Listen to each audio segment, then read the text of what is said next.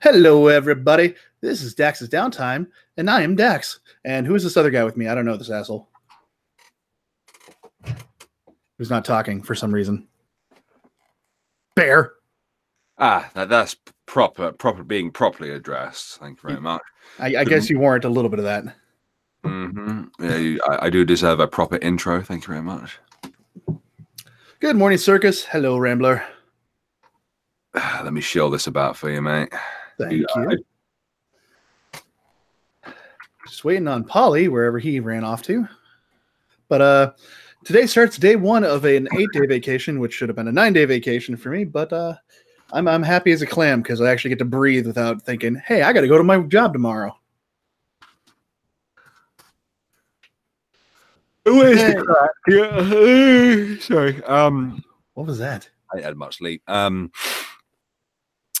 You're off now. Yes. But you're also not off. Not really, because I've got a full schedule lined up. I got a con I got to go to on Friday through Sunday. Bed. Yeah, it's going to be interesting without Vic. Those who didn't hear us talk about this the last couple days, Vic was canceled because people think that he's a rapist, even though he didn't rape anybody. So, yeah. I saw Funimation fucking pussies tweet out that they fucking basically they blacklisted him.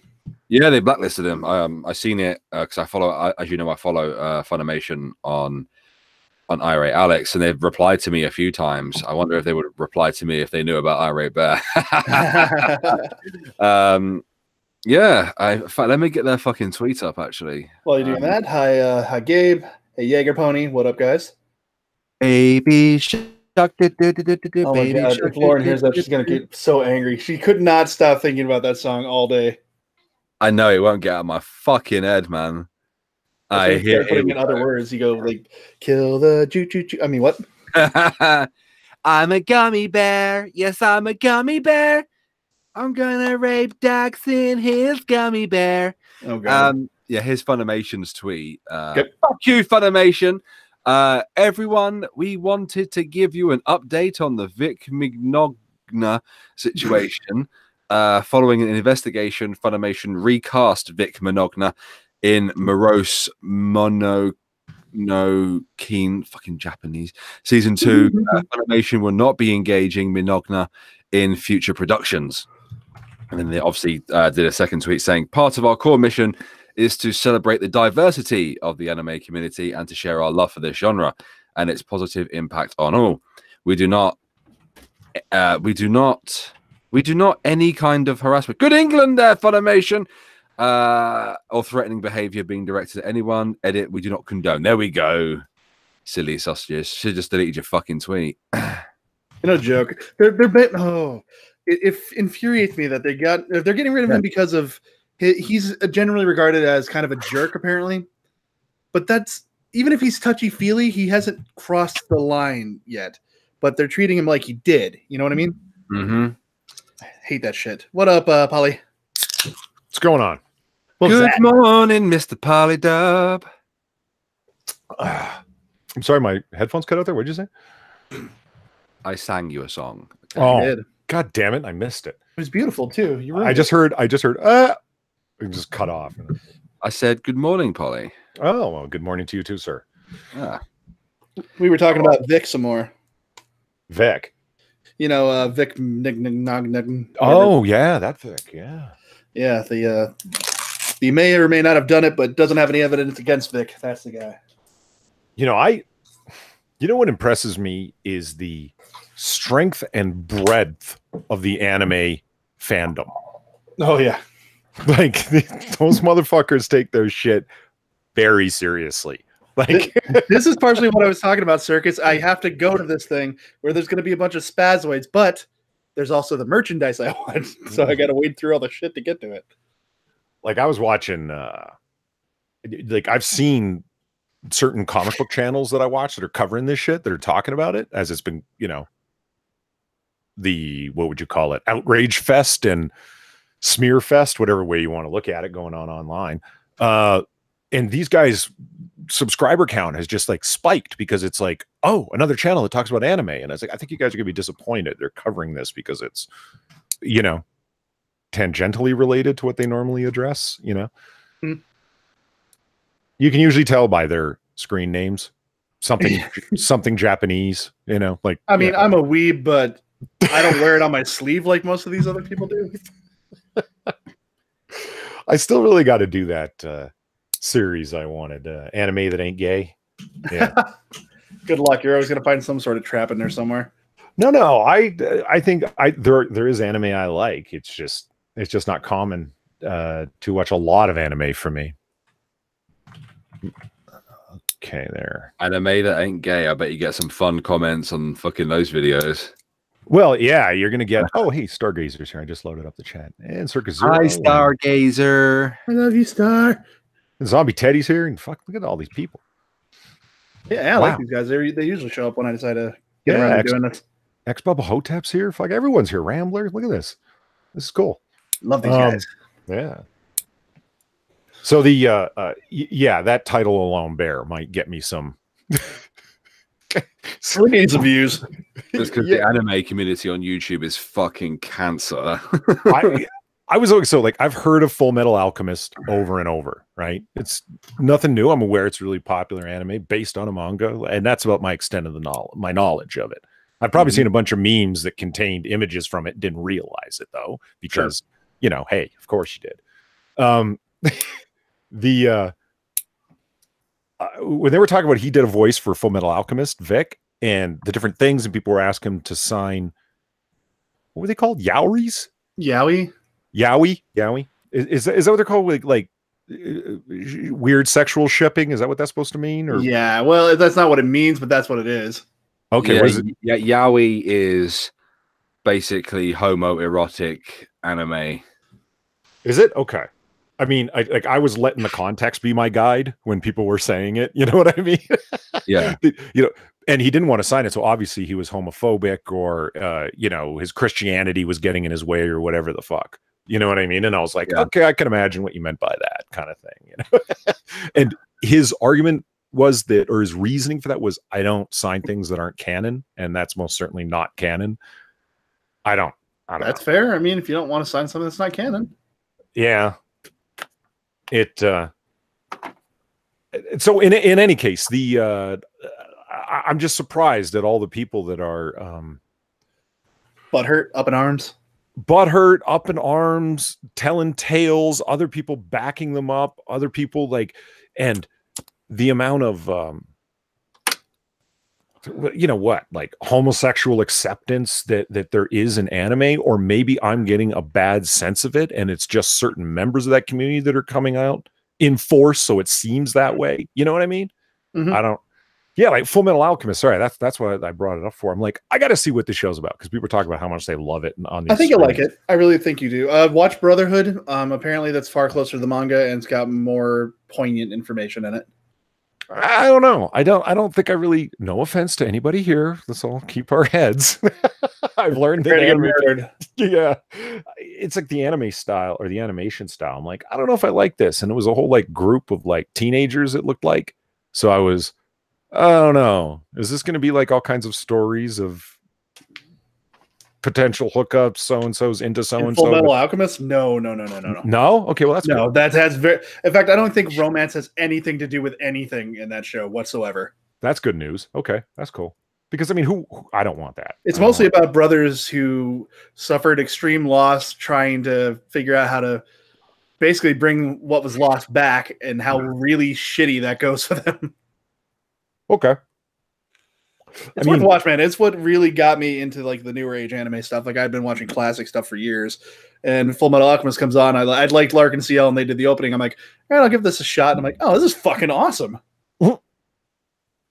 Like I've said before, I really dig the period stuff, the Edo period stuff. So classic samurai tales, classic Japanese lore, even when it goes into the mythical and the magical, that's still fine. I just tend to like the more grounded historical based stuff. And then your common cyberpunk stuff, like Ghost in the Shell, I really dug in a big way. Not only the original. What was that cyber thing? Cyber 079, I think it is. I'll go look that one up for you, because I think you'll like that one if it's the one I'm thinking of. But yeah, keep going. Sorry, I didn't mean to interrupt you. You just got me. No, it's just bog standard cyberpunk is apparently what I tend to like. Of 009, that's what it was. Yeah, you'd like Cyborg 009. That's very classic, and I think you'd enjoy it. What's it called again? I'm sorry. Cyborg 009. Okay. Yeah, see, Raymond knew what I was talking about. Yeah, it's very good. I like that. I like Full Metal Alchemist. I'll be honest, I've not seen Brotherhood yet, and I know it's on Netflix, but I haven't gotten around to it yet. Let's have a look at this, Vic. I know we did have an article on this on Ghost Poo last week, but I want some more information. Everybody keeps talking about. You mean if you actually want to look at the guy? Well, I want to look at the news around it. Oh, well, so we won't be talking to you on this stream, huh? There is a sex pest allegation. I know that. And again, allegations are one thing, but they don't have fucking proof. Yeah, I know that. I was trying to finish what I was fucking saying that. I know, but there's a sexual assault allegation against him, and there's the dozens not signing the gayness. Yeah, dozens of allegations. And some of them sound serious. Some of them sound so spurious that like you just want to why did you even include this? And then the Google Doc that correlates them all and lists them all. And here's all of his offenses that list everything from he sold Gospel of John audio CDs at an anime festival. And it's like, yeah, and that's an offense in and of itself, apparently. Like it's real quick. Some Dutch dude donated with the 2. He says, "Hi, Dax, Bear, Polly, and chat. I hope you all are well and have a good stream." Well, thank you very much. Hi, Prospero. Hey, Dax. Hello, gents. Oh, hello, Prospero. Prospero. So, what do you think about this, Prospero? You think it's unfair what Vic's being treated, or you think that because he's a little touchy-feely, he's a creep? It's very hard to tell because. I'd like to see things adjudicated, actually, in a fair manner, as with all these Me Too-y things. Just saying somebody did something without proof is zip, and this conviction without evidence or even adjudication irritates the crap out of me because you're guilty. You now have to prove yourself innocent. Well, interestingly, this thing has become a particular matter of proof and evidence, and the things that you're whining about are due in a court of law. Yeah. They're not due here. What we're doing is trying to mute the guy. And so that's got nothing to do with anything. And it's like, yeah, this is like 2-minute hate is what you're doing right now. Yeah, shut up. I don't like you. And so I'm going to say you hugged me and it was like creepy. Well, here's the thing too. So we've seen other pictures of other people doing it. Like we talked about it yesterday briefly.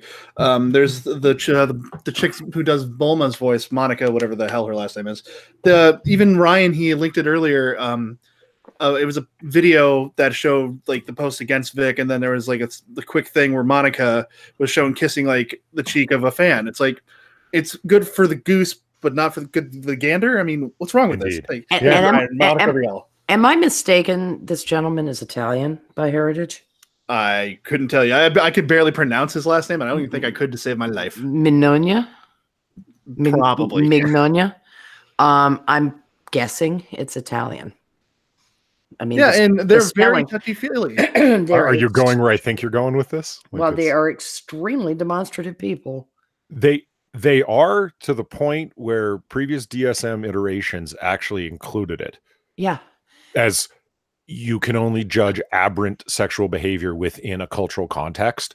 What would be a horrible thing to do with your daughter in one context in an Italian family would not. And all I mean by that is there would be nothing odd about having your 20-year-old daughter sit on your lap and you kiss her on the cheek. That would not be weird in a traditional Italian family within that context. It was not even weird in my family when I was a kid. I'd like to say my dad stopped it at 14 because I was like, oh, Dad. Right. But I mean, my dad might say, come here, sugar. And, grab me, flop me down across his legs, hug me, give me a smooch, and let me go. Because he loved me. Not because he wanted to, nudge tab B into slot A. I mean, there was nothing. Granted, when you're going through puberty and you're kind of being like, "Oh God, God, God, God," person touching me, it's when most sons and daughters stop with a lot of the physical contact, intense physical contact with their parents. But my dad was a happy person to have a kid, and he was physically affectionate in the hair ruffle, hug around the neck.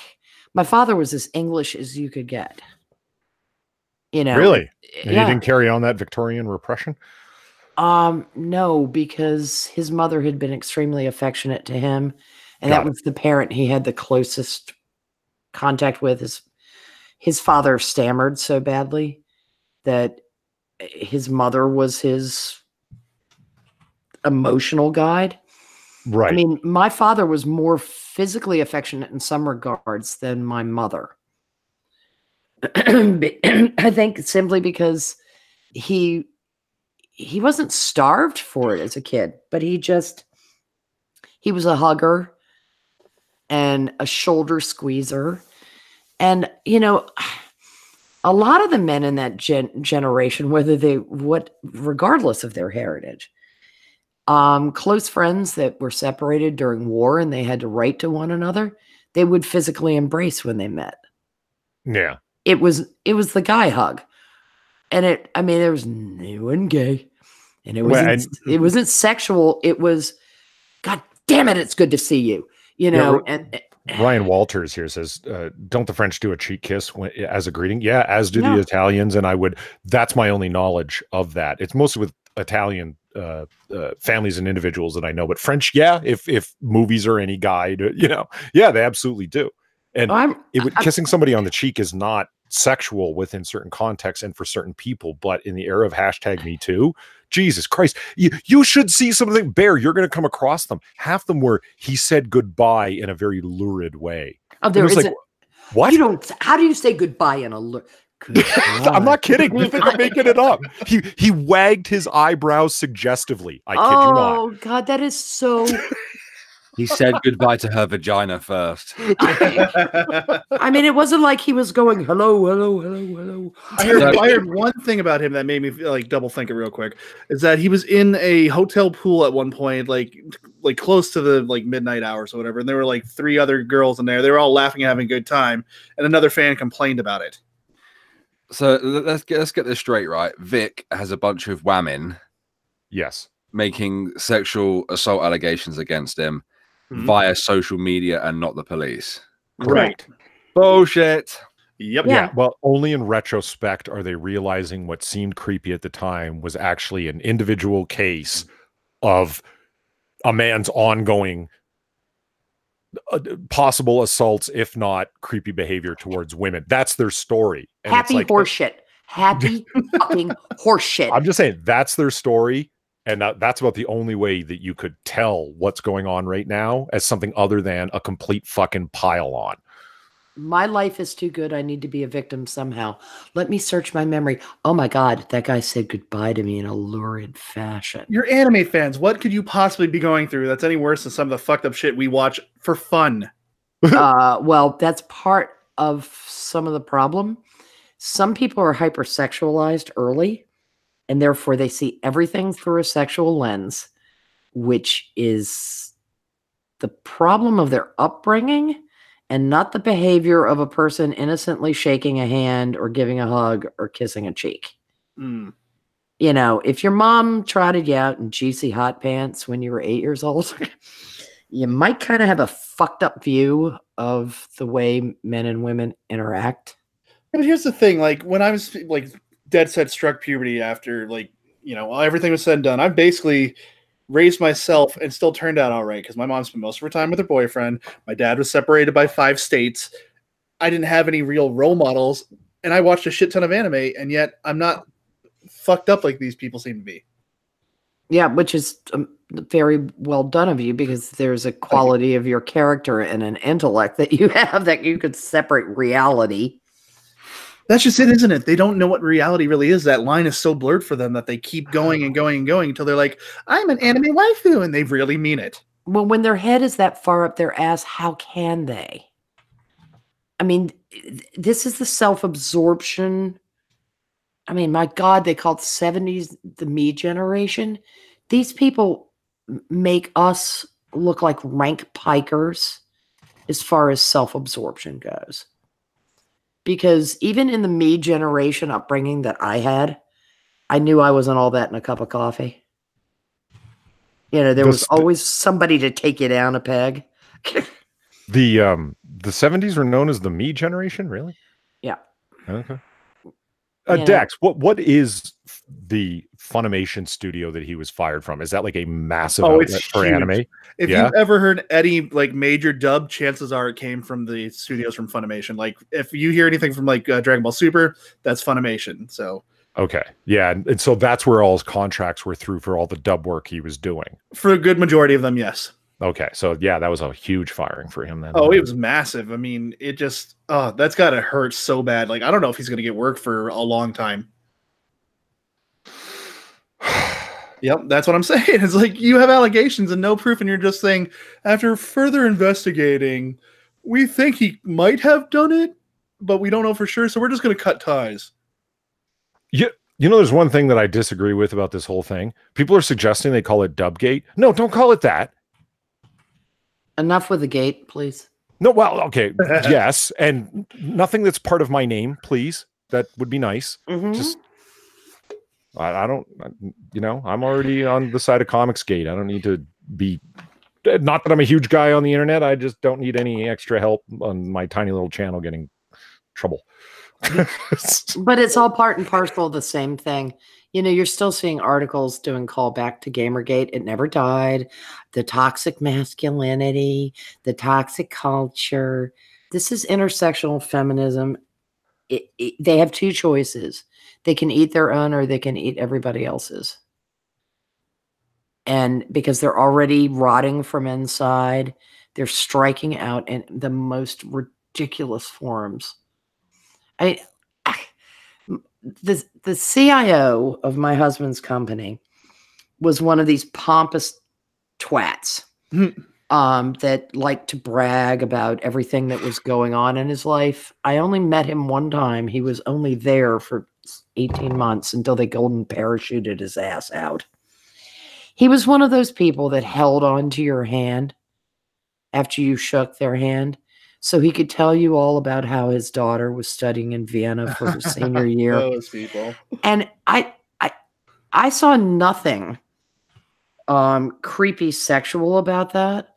I saw that as like a pathetic, insecure fucker that had to tell me how much better he was than I was. Mm. And so I stood there very patiently with my, he didn't know me, so he didn't know it was the fuck you smile. And I said, oh, how lovely that she gets to study in Vienna. I understand that Ringstrasse is beautiful. Yes, yeah.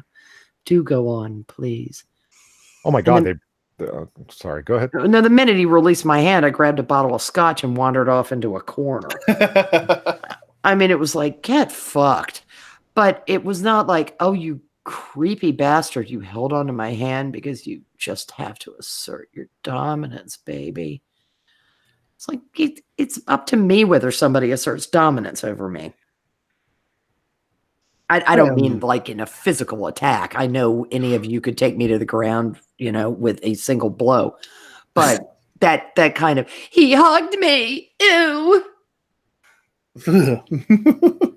Just thinking about a boss or an upper classman giving me a hug. I mean, I've been hugged by people I would prefer not to have been hugged by. Sure. Just like I've been TMI'd by them in conversation. Like, please shut up. I don't want to hear that. Yeah, my foot fungus is really acting up lately. But, you know, you put on the polite social smile and you're like, all right, don't ever invite that person to your house. I mean, it doesn't sound to me like any of this has any weight other than people seeking to be victims and to tar a guy who didn't play along with the current leftist zeitgeist. Maybe I'm wrong. I don't know. You know, I'm still looking into this Vic thing. No, Bobby, it's a trip, dude. Once you get on some of those comments, it's a dark rabbit hole of anger. Well, I mean, I've gone to this female voice actress, Jamie Marchi or Markey, I don't know how you say her name, and immediately, like, I can tell that she's a feminist, SJW type, right? Because she's using terms like fucking mansplaining. She's incorrectly using the term gaslighting in her tweets and stuff, and I'm like, yeah, this is definitely Vic's definitely been fucking Me Too'd. I'm just taking a look at the stuff she's in. I knew she was in Desert Punk, but I'm trying to see some other stuff. Well, it She's sounds in like an Shin-Chan. organized mob. It really is. I mean, because they all know each other. It's such a small community of voice actors that everybody knows what everybody else does. And this is my point, is if they thought that he was a creep and he was doing all this stuff, then they knew, and they knew for a long time, and they're just as complicit. Oh, absolutely. I mean, if it really was that creepy, it's a little bit like, you know, you go to some kind of academic science conference and somebody asks you if you want coffee in an elevator, and it turns into, oh my God, I was almost raped. Oh, this is why Jamie is so on there, because there's a show called Panty and Stocking with Garter Belt, and the girl I was talking about earlier, Monica, she's stocking and Jamie's panty. So they're best friends. They're going to team up on him. About? We're talking about that Vic Mignogna guy. Oh yeah, I don't know much about this. Morning, Bear's researching. Good morning, Monkey. How are you all today? I'm wonderful, Monkey. I'm just currently reading the allegations. There's various screenshots as you see that this fucking bitch is shared, so I'm just reading through them. Okay. Did you get any sleep, Monkey? Oh, of course not. Yay! I slept like almost all of the last 2 days. So Yeah, the same thing happened to me. I took a quick nap this evening, and I was like, okay, I'm doomed.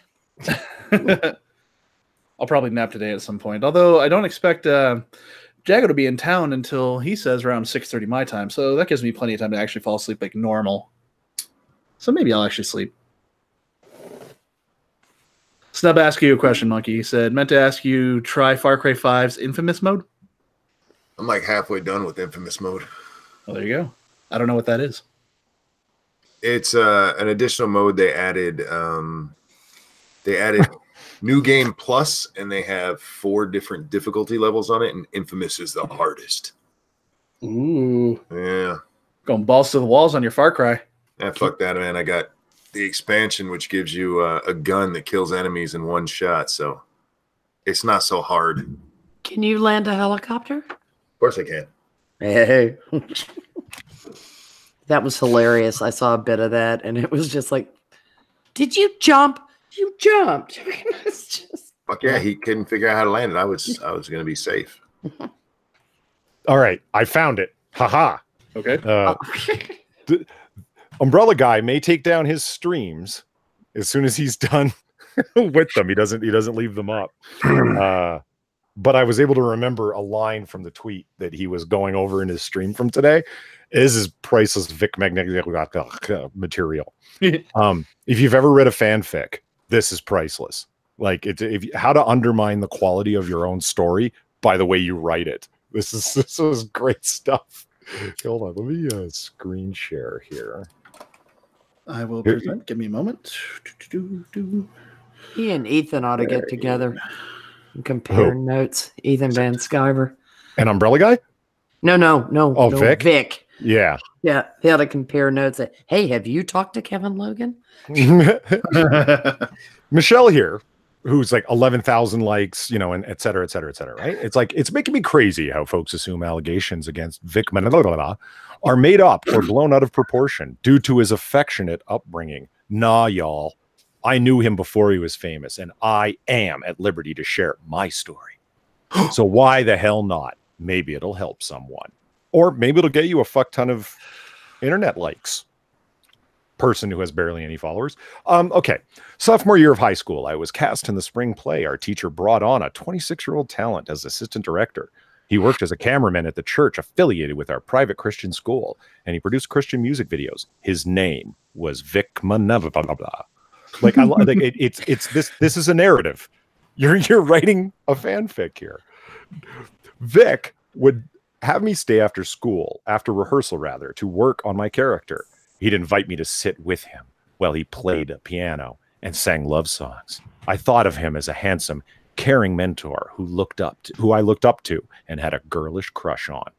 After the play and school year ended, Vic started stopping by my summer job. Then one afternoon while I was out for a bike ride, he pulled over and told me he really wanted me to see the new worship video he had been working on. He asked me to follow him to his house. I did. Once there, like this is a bad bodice ripper, you know? Once there, I felt, 1, that I should not have come, and 2, obligated to stay. I decided to watch the video and talk to him about it for a while. Oh my God, I hate to be nice, then leave. I didn't want to seem childish or, worse, rude and ungrateful. But everything about it felt so off. Vic and his roommate had a tense conversation. Could have sworn I heard the guy ask how old I was before he stormed out of the house. Vic retreated to his room, then came out shirtless and smelling even stronger than usual of Halston cologne. Oh, no. No. Oh, my God. I was confused and told him I should go. She's up to 977 likes on that one Halston cologne tweet, by the way. He coaxed me to stay. He put his arms around me and he stuck his tongue in my ear. I told him my mother would be wondering where I was, that I really needed to go. He said, let's just enjoy each other, and pushed the weight of his body on me. I insisted I had to go. He never struck me or injured me or tore my clothes from my body, but he did not back off either. I pushed back against him, repeatedly insisting I had to go. Finally, he said, fine, get out, leave. His eyes, once kind and mesmerizing, were now ice cold and cruel. He hated me. I ran out in shame, hating myself. I rode around aimlessly in tears before finally returning home. The inevitable question will be, did I report it? Unfortunately, no. It's hard to convey just how toxic and controlling. Hold on, Monkey, you're going to love this last bit. It's hard to convey just how toxic and controlling the patriarchal purity culture of fundamental Christianity is. No. That was all about fundamental Christianity. It was nothing about Vic. He was the convenient target. Bullshit. Bullshit. She didn't report to the police that he tongued her ear. Right. Oh, God. Who would I tell? My whole world? Parents, school, church, social circle, even where I worked. Hell, the whole damn town. Who the fuck is she telling now? The whole damn She's world. telling the whole apparently. damn world. Yeah.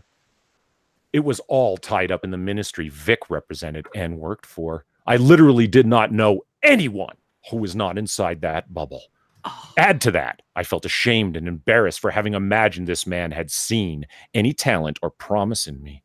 I had been naive, obviously the dumbest girl in the cast, which is why he singled me out in the first place. Got that part right.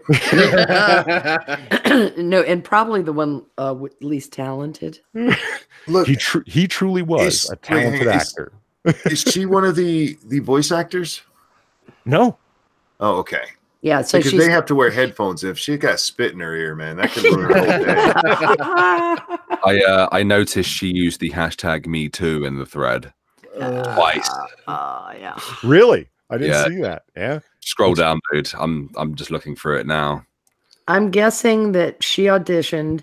He told her she was a talentless hack, and she decided to turn her hand to romance writing. I mean, as far as romance writing goes, it wasn't that bad. Well, wait till she gets to her true self-recrimination. Oh, God. 4, I barely ate or slept for weeks. Really? I don't believe that. I have a feeling. Tonguing in the ear, you cunt. You're not going to be raped or anything. Gave her indigestion. You're not understanding the level of self-recrimination and soul-eating guilt she was going through. Dax, you cold-hearted bastard.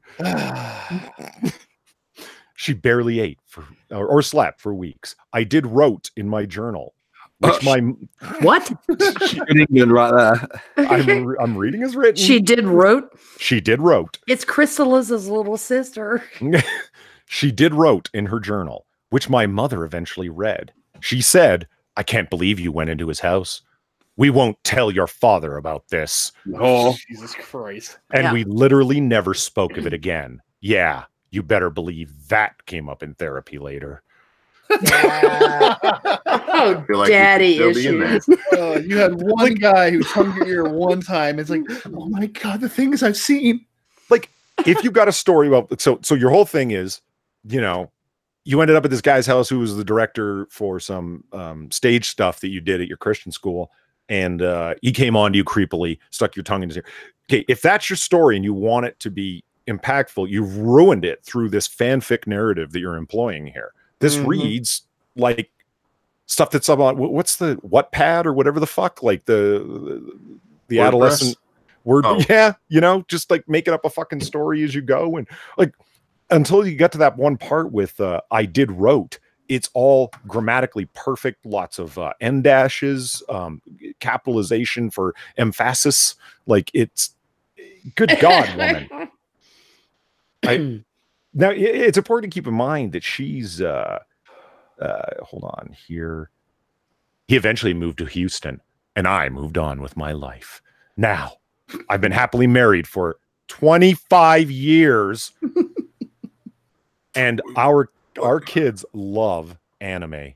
I literally choked one afternoon when I heard them talking about Vic Mignogna. It had to be him. I looked it up. It was. Holy fucking shit. Then the Me Too movement began. These brave women helped affirm that what had happened to me was 100% wrong and not in any way my fault.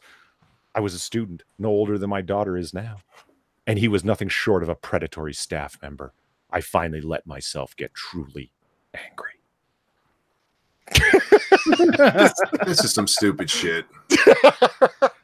This man's career lies in absolute disarray and ruin. He's been fired. He's done. Yeah, he's never coming back from this. This is unbelievable stuff for stuff on this level of, you know, so and so did such and such bullshit. You know, I can just imagine her in the kitchen holding a cup of tea, and she hears the name and she freaks out and drops the cup, and it shatters on the ground. Right? So, holy shit, it was him. Yeah, exactly. And it's the guy who tongue raped my ear. Yeah, she takes upon the room. She takes a shower, a drop of water gets in her ear. She freaks. I'm sorry, am I negating her real world experience? Oh God. May healing begin to take root within you. May it grow into a strength and a power you never knew you were capable of, because you are capable. You are formidable. We all are. Muscle emoji, heart emoji, hashtag me too. Oh my fucking God.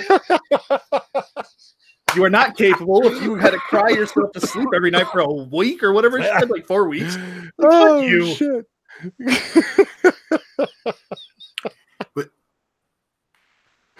Good times. So stupid. Okay, she's been married for 25 years. 25 Correct. years, yes. Yeah. Okay, how old is he? Old enough he's to bang her 56 25 now. years ago. He's 56 now. Everybody's So commenting. this was when they were 16. Well, Yeah, that would I don't know. Does the arithmetic work out for her being 16? Okay, they were both in the church ministry thing in high school, so we'll say 16 is a number there for them. At 25, bringing it up to what, 41? No, he was definitely older. Like she says that brought on a 26-year-old talent as assistant director. So she's saying he was 25 and he was trying to hook up with a 16-year-old. More doubt ensues. But well, he is the creepy Vic, so you know, like. Oh my God! I mean, she was from Jacksonville, Florida, obviously, because that's where he taught drama and speech. Okay. Please. I was born in Jacksonville. Yeah, I really am Xing to doubt this one. Because for her to have been married for 25 years, she got married in 1994. He moved to Houston 4 years before that. Man, I need a calculator. She's full of shit. Also, she sucks at romance writing. Well, yeah, it's so Polly, yes. did you scroll down further to see the replies on this thread? I did not. Let's what did they get entertaining? I just read one reply and I was like, is that Polly's account? This literally sounds like a dark fan fiction with how unrealistic and dramatic it is. It's just sad. It really is. It's such a tryhard. I mean, if you actually believe that shit, you're probably really gullible. Like it, as was pointed out on Umbrella Guy's stream, it contains all of the things to like tick off boxes in such an orderly way that it reads like a script. It's how did anybody find out about this? Why did you feel so recriminated? Like she brings her mother into it, thus the patriarchal power in we won't tell your father. Well, what do you mean tell your father? You say you didn't tell anyone, but my mother found out. Well, how'd she find out? She read my journal. That's it. Like it's all worked out in reverse. Do you know what I mean? The way you would work out a script. How did A lead to B lead to C, you know? Mm-hmm. Yeah. It's stupid, made up garbage. Mm-hmm. Yeah, I don't believe it for a moment. He ruined a guy's life because he's a little bit of a creeper. Fuck you. Really? And I mean, the language of her narrative is so. It sounds like somebody. Hey, have you ever had a wet willy? That shit will traumatize you. Yeah, but I mean, the language of her narrative was grammatically correct. Sounded like somebody wrote it for her, and then she has a grammar lapse that is biblical compared to the other. It's like the kind of thing. It's almost like she wrote it out in a word processor and then cut and paste it into a series of tweets. And it if you have any love for your own sanity, you turn off Microsoft Word's grammar check because green all over your screen will just drive you crazy, and you should know how to form sentences anyway. Every time I see the green, I have to fix it. But why? So why didn't she correct wrote? Because wrote, it's simply it's the wrong tense. I mean, she's in the wrong tense. So it's maybe that's just how she hears words now with that spit in her ear. Yeah, the I feel traumatized. like I was being too harsh on her. Jesus Christ. We didn't give each other wet willies. We knuckled each other in that nerve in the upper arm. We are certainly not listening and believing. We're listening and pressing X to doubt. Rapid fire. You know, it's. Well, here's the thing. Since I don't know very much or didn't know very much about Vic, now I've got his fucking bibliography in my head somewhere. But I'd actually heard like nothing about him before. I recognized him as Brawley just because I knew the name and I thought it was interesting. But I gave, everyone a neutral ground. And the more I kept reading, it's like, so the worst thing he did is he gives kisses on the cheeks and swam with people. Ooh, boy. The story about him, the woman. Another one, Polly. Sounds like a fanfic to me. Sorry, but I can't believe this story, lol. Oh my God. I fucking hate these people. Oh, okay. I want to know why Eric Peters just said F you. I don't know, but he's going to get bopped if he doesn't justify it. You better explain that, son. I mean, she's wrenched. She'll get you. So he came on strong. Yeah, that's all he does apparently is he comes on strong. So? Exactly. I mean, again, we're back to that whole... Go ahead. Not allowed to do that anymore. That's what I mean. It's like you're not allowed to show any emotion beyond the, oh, hi, how are you? Professional. Have a good day. Life is not all about being professional. You can't express yourself ever? Fuck off.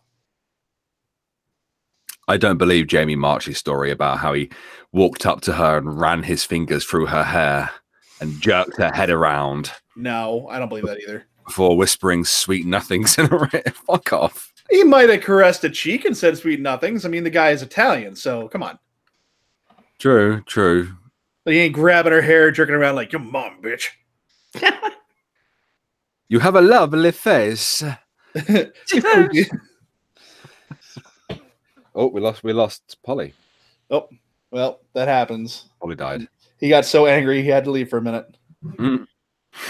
I'm so sorry for what you went through. Thank you for sharing, and please know that whatever that trash, garbage, worthless man has done, it's not your fault in any capacity. Yeah, it kind of is. Your and anybody else's hurt is completely his fault, and the fault of all those who support him. Yes, I agree. Yeah, Oh my god. I mean, I definitely titled this correctly. Why are people so idiotic? Like, why do you believe this shit? Nobody should be believing this shit. We listened, we heard, and we choose, based on no evidence, not to believe. Let me make this even better for you, okay? I read a story today on the Twitter. This woman tells the story of her friend that she calls Amy. And she's exposing this man. Now, according to the story, this man she used to work with, and he told her about some modeling opportunity that she might be good for.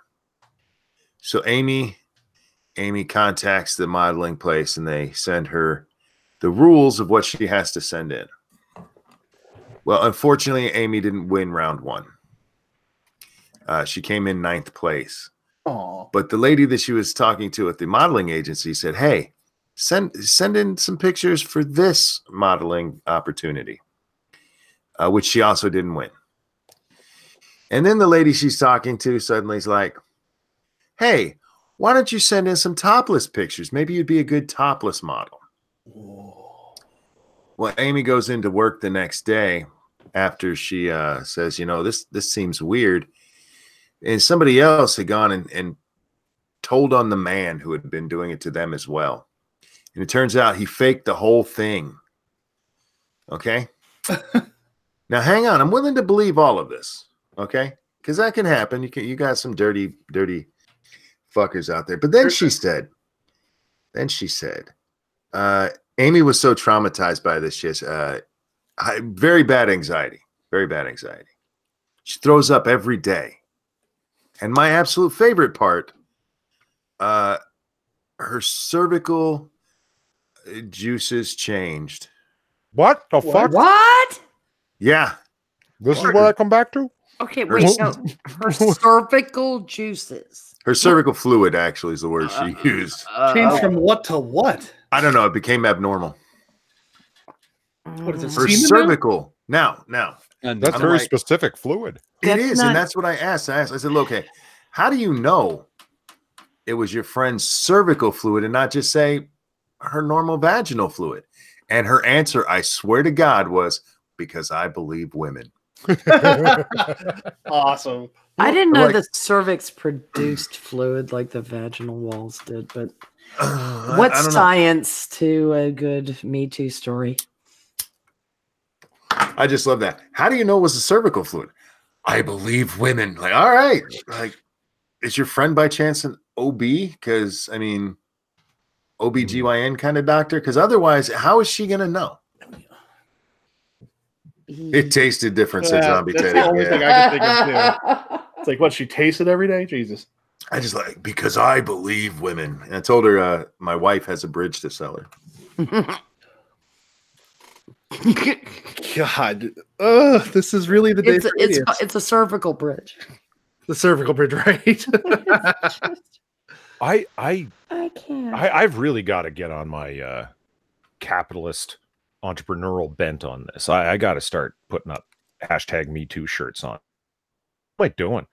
Complaining about it, like money off it. Yeah, I'm complaining about it late night on the internet instead of capitalizing on it. This is stupid.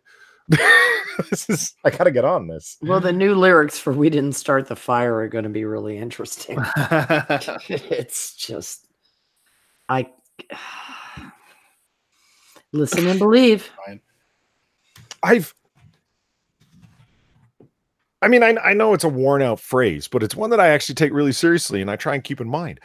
The biggest damage that you're doing is honestly to people that have a legitimate claim, and you lessen the impact of the claim because everyone seems to have one now. Oh, who cares about them? I mean, it's like really. when you call out racism everywhere, you dilute the meaning of the word.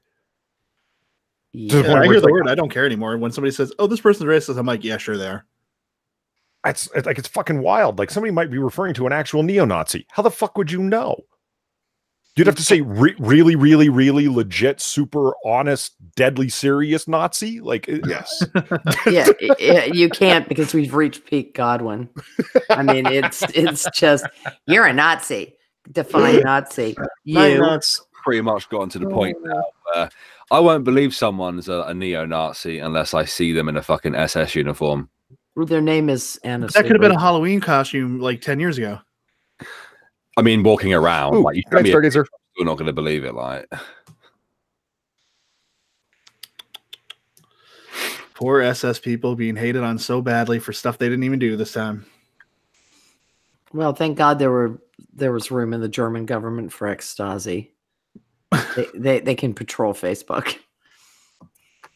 yeah, That was the unironic funny from a couple of years ago when that person was put on the social media watch by Merkel, and she was an ex-Stasi agent. Yeah, it was like a director of the Stasi. You can't make that shit up. I mean, you just Scary looking bitch as well. Are you surprised? Well, no, I'm just saying, like she fits the fucking, the Bond villain. Yeah. Stereo. What is your name? Buldaikia. Buldaikia Svetlana. Ivana Svetlana. Yeah. In fact, we were talking about racism stuff just now, but Polly and I were talking about a racist person, like what it was an hour ago or whatever like that, who happens to live near me apparently, and I've seen her on the streets at some point, so I recognize her. You just think all black people look alike. That's your problem. No, it was her makeup, and that's why I remember her. She does have very specific makeup. I'll give you that. Yeah. But I'm gonna do whatever you want. I don't control you motherfuckers, but I'm gonna link the person's page, and you can identify like 20 things wrong with this woman in the span of 3 seconds. Have fun. She is something else. I don't like to focus on. It's like I told Dax when we were talking about this. It's just I find it fascinating and infuriating to listen to this woman, read this woman's tweets. She talks about her diet, her spirituality, lots and lots of racism that she thinks is justice, and how she doesn't seem to trust anybody. Oh yeah, and complains about her work a lot, and gets 0 retweets and very few likes. So it's entertaining. It's like, who are you talking to? It's like it's a journal for her, an outlet for her, Yeah, it seems like she's talking to herself and just wants people to go, "Oh, I could see that being a thing." You know what killed me, and I did because almost everything she tweets has 1 or 2 hashtags on it, like trying to get involved in conversations and stuff, and no one responds to her. It's kind of sad, actually, when you look at it that way. For Monday motivation, she wrote, "Don't let everyone come into your life unfiltered." How is that motivating? That's paranoia, not motivation. Jesus. How do you stop them? Yeah, well, I like her cookout fam. Yeah. That's really Dear Black people. Yeah, that's one of Holly's favorites. Yeah, it's Dear Black people, please stop giving out tickets to the cookout to every white person who shows us an ounce of humanity. The bar is already set low enough. Hashtag Black History Month. Hashtag cookout. Oh, it isn't even shows us. It shows an ounce. Yep. Shows an ounce of humanity. Yeah. I mean, got one of my favorites. It's like, says that face you make when your broke ass parents ask for money. Right. I forgot about that one. And first of all, ask me. That's the best part. She put ask twice. Yeah. When your broke ass parents ask you for money. Oh my god, that is my favorite so far. And there's a lot of gems in there. I do recommend you go through it. She's got no likes on anything, so feel free to just archive it and enjoy it. But okay, so she writes this thing about the cookout. She writes this thing about her parents. But one day before her cookout tweet, she says, "One thing black professionals must realize is that skin folk ain't always kinfolk.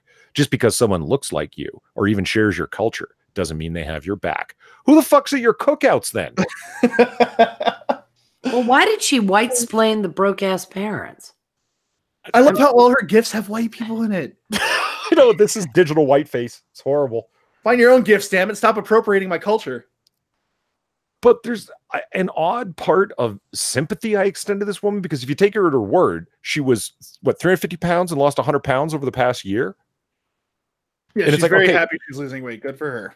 And she talks about like her loose skin and literally her saggy tits, her words, not mine, because of losing all this weight. And it's like, I don't know. This seems like someone who's trying to get better, go somewhere in life. You need to stop nurturing that chip you have on your shoulder. Mm-hmm. She seems to be happy at her new job, which is how I knew where she lived, because she mentioned a certain business.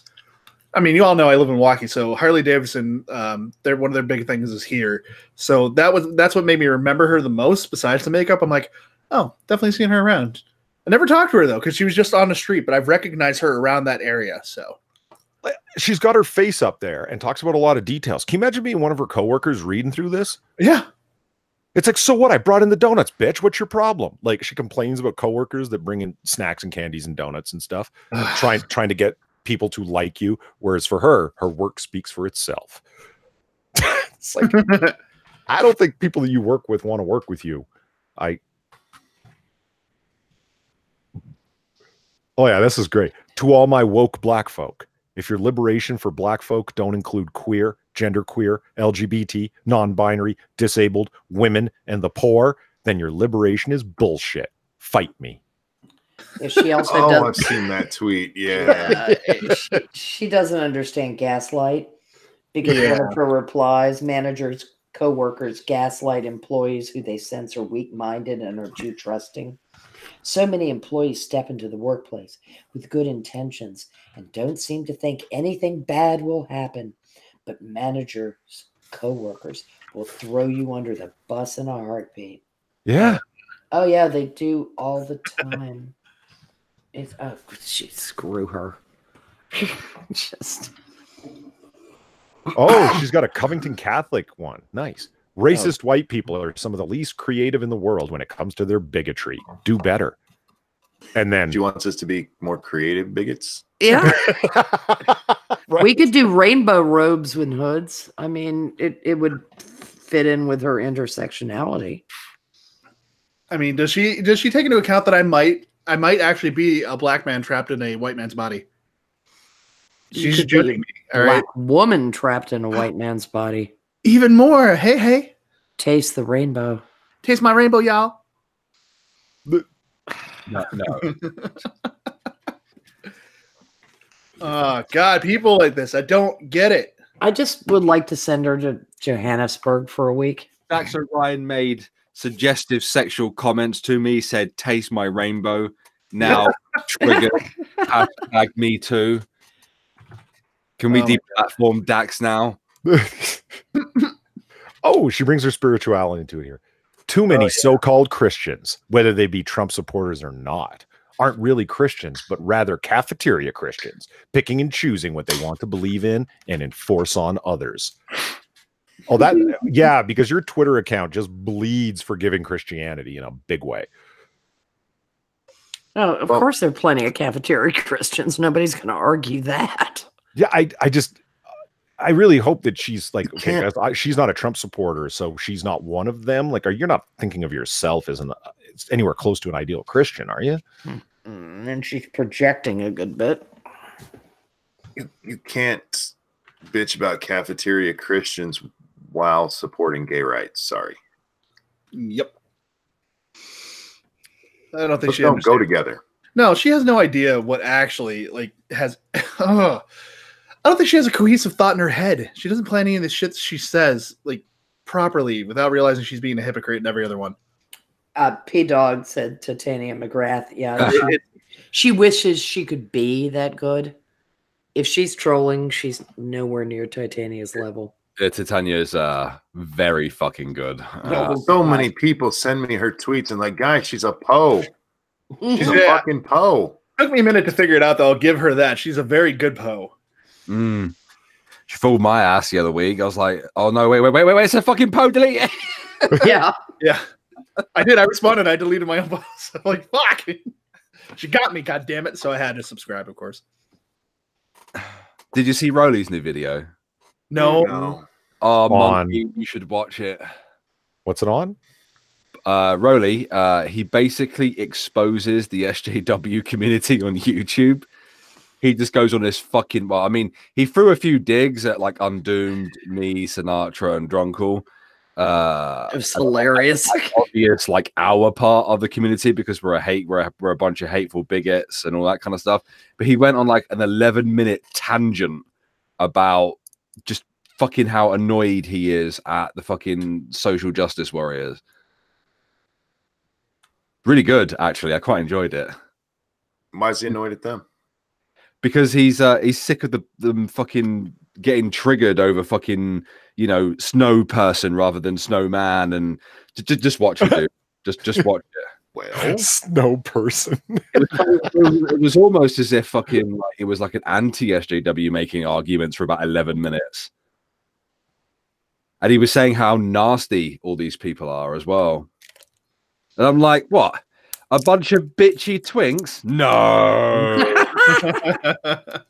If you've ever been to a gay nightclub and screwed with the mirror dancers, you know who he's talking about. You should give it a watch, man. It's illuminating. I mean, he's still a prick, like, and he it's funny as well because he basically says that he's not non-binary now, and I'm like, oh, so it is a choice then, huh? wait, how can he go from non-binary to non-binary or to binary? Well, because he can. Because remember, he can pick and choose now. It's perfectly fine. Yo, that's not true. Well, watch his video, mate. We were all assigned a You watch gender. that shit.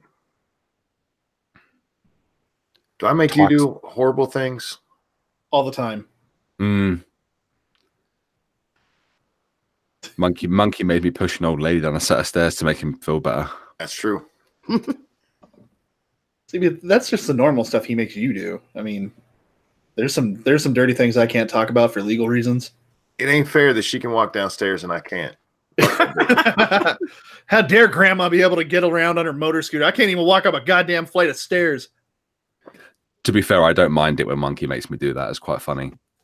Well, yeah, you also have that nice little, caramel protection. Exactly. Just gotta make sure it's an old white woman. Obviously. Hey, I'm out of here. Prospero, just stand next to me on the landing for a second, will you? No thanks. No thanks, dear. I'm a little worried that, when I actually meet up with Bear someday, that he's going to do something dangerous to me, and I'm going to get scarred up, and he's just going to laugh at me. I would never hurt you, Daxy Waxy. James Colley with the 2 says, "Cafeteria Christian, can I just be a jaded asshole? Fucking people and their label guns. LOL." Agreed. Mm-hmm. They got to label you so they know that you're the enemy, no matter what you do. It's like those dino guns when I was a kid that you put the roll of tape in, and you could print out anything by spinning a dial. Love those guns. Oh, yeah, they were a lot of fun. But can you imagine what would happen now? I'm surprised they haven't thought about doing that. Literally just taking one of those guns, going to people's lockers in high school and labeling them literally. I'm surprised they haven't attacked Walmart.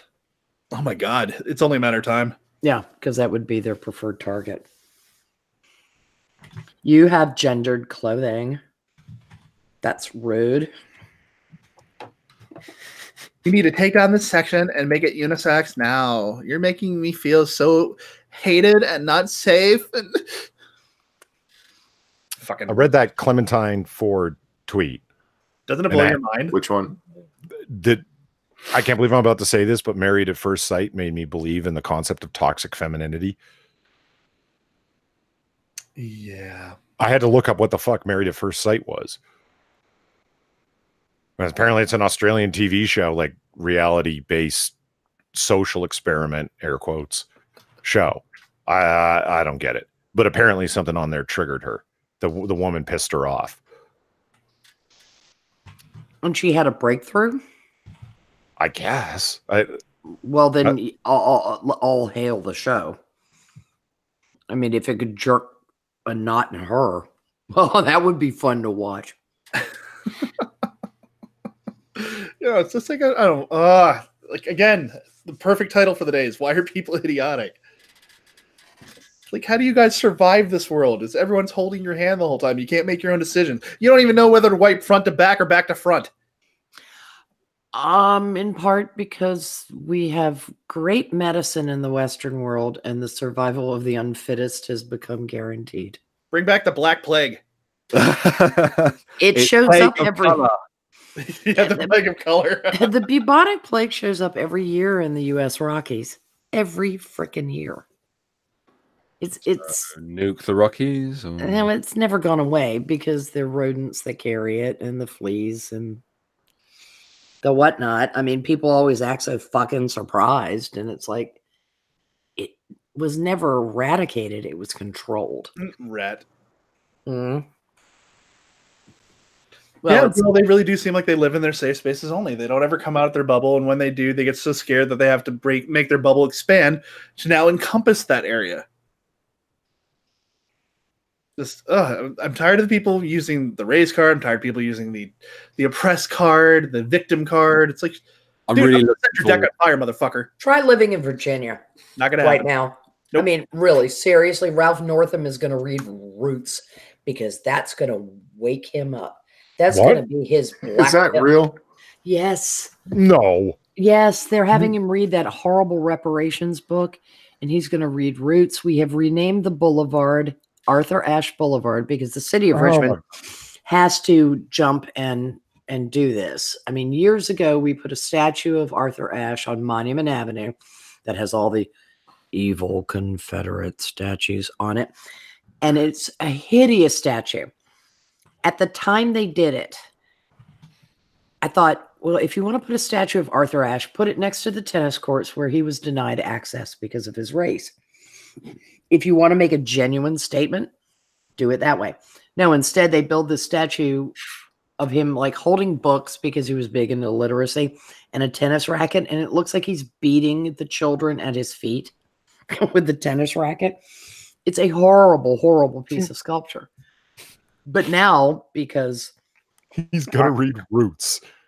He's going to read Roots, yes. And read Man-Child in the Promised Land. It was ripped off from that anyway. Well, I spoke to a black man today who grew up on the Eastern Shore. His father went to high school with Ralph Northam.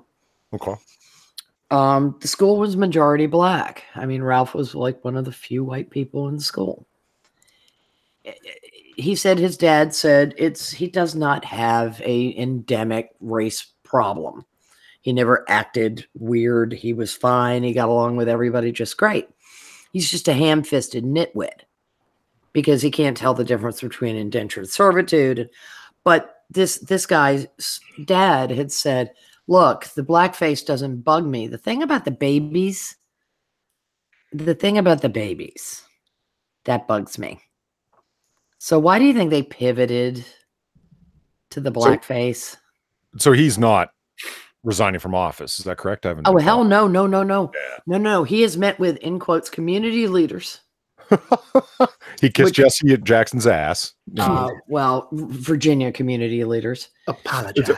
South Park joke. It's fine. And of course, talking to a black man in his 40s who says that he believes absolutely every allegation against Justin Fairfax was an interesting moment because that's our lieutenant governor who's been accused of sexual misconduct. No, you don't believe that crazy professor from out in California.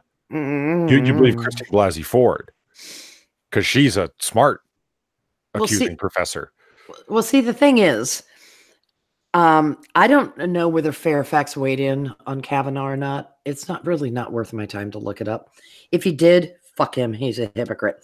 But at the same time, he is due process. I won't move on that.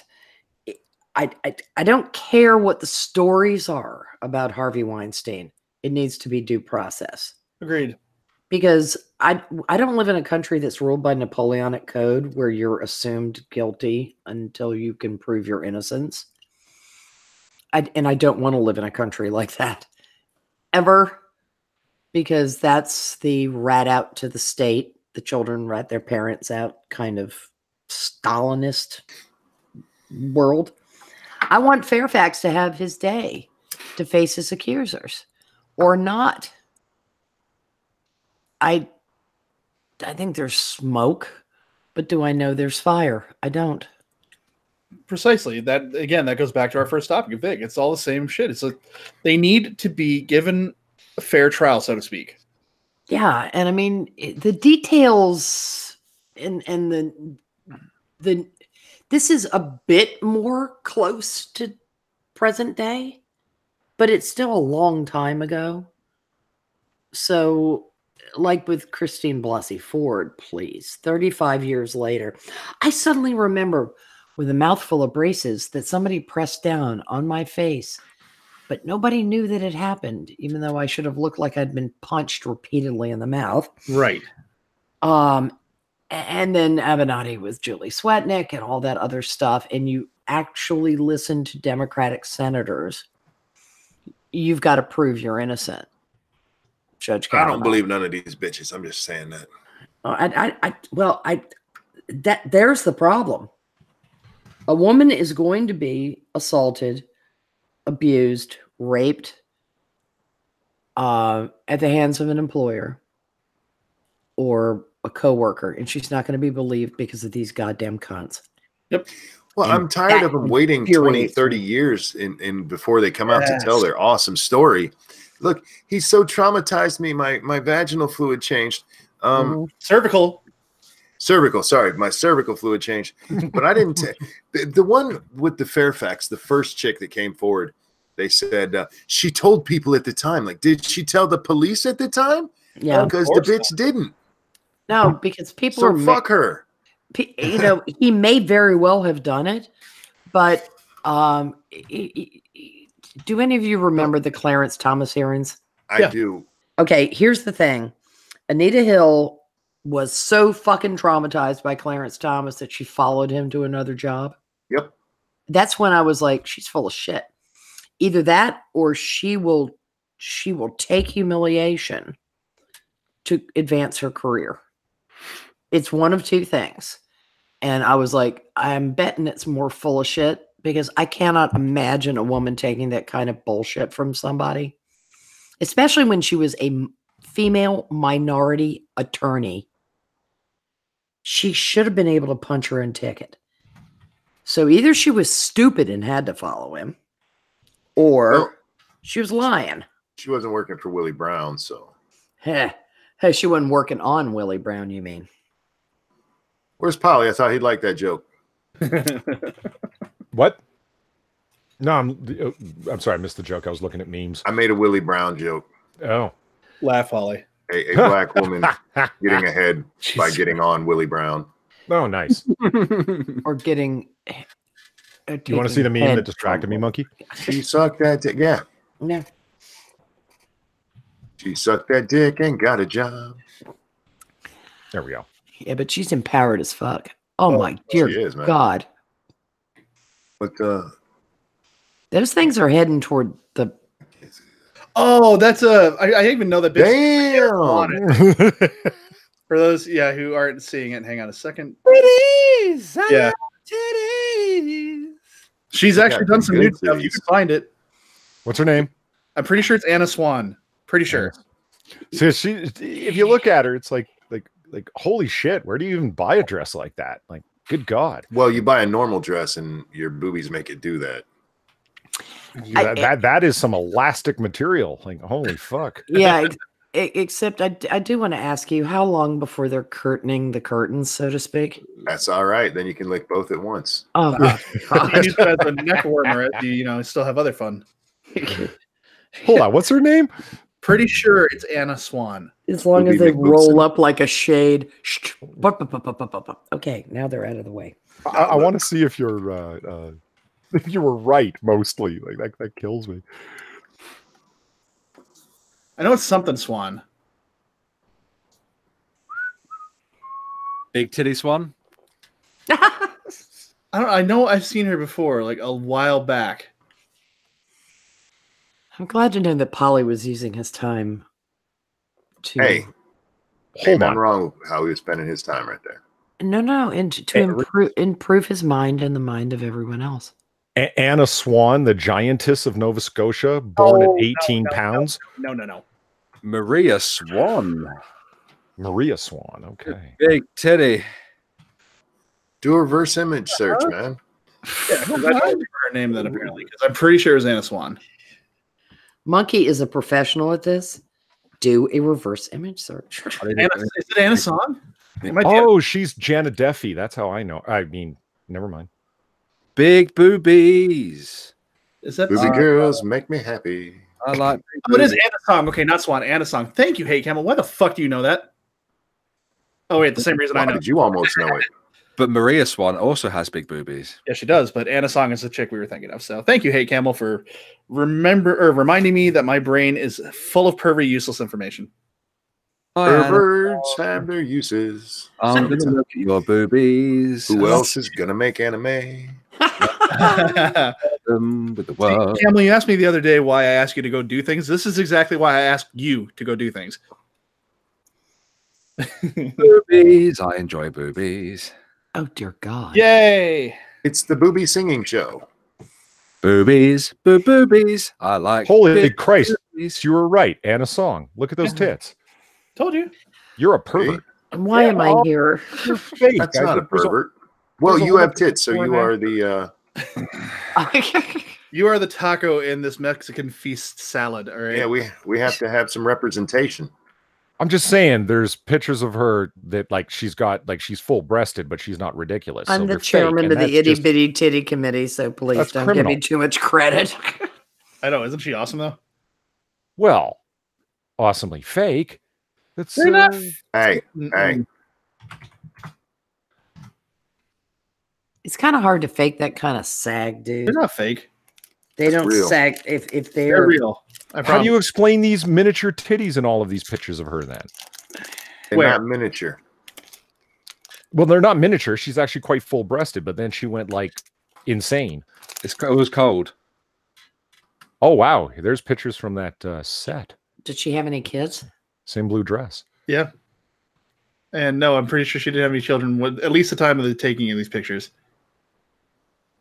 We're a bunch of perverts, aren't we? I wasn't the only one in the chat who said, "Shh, just let it happen." Big Collie with the 2 says, Prospero, that's why all men should date older women. We don't have to reach as high when going down, and if the deed is done right, we get breakfast and or cookies as a reward. Oh my God. That's right. Get them cookies.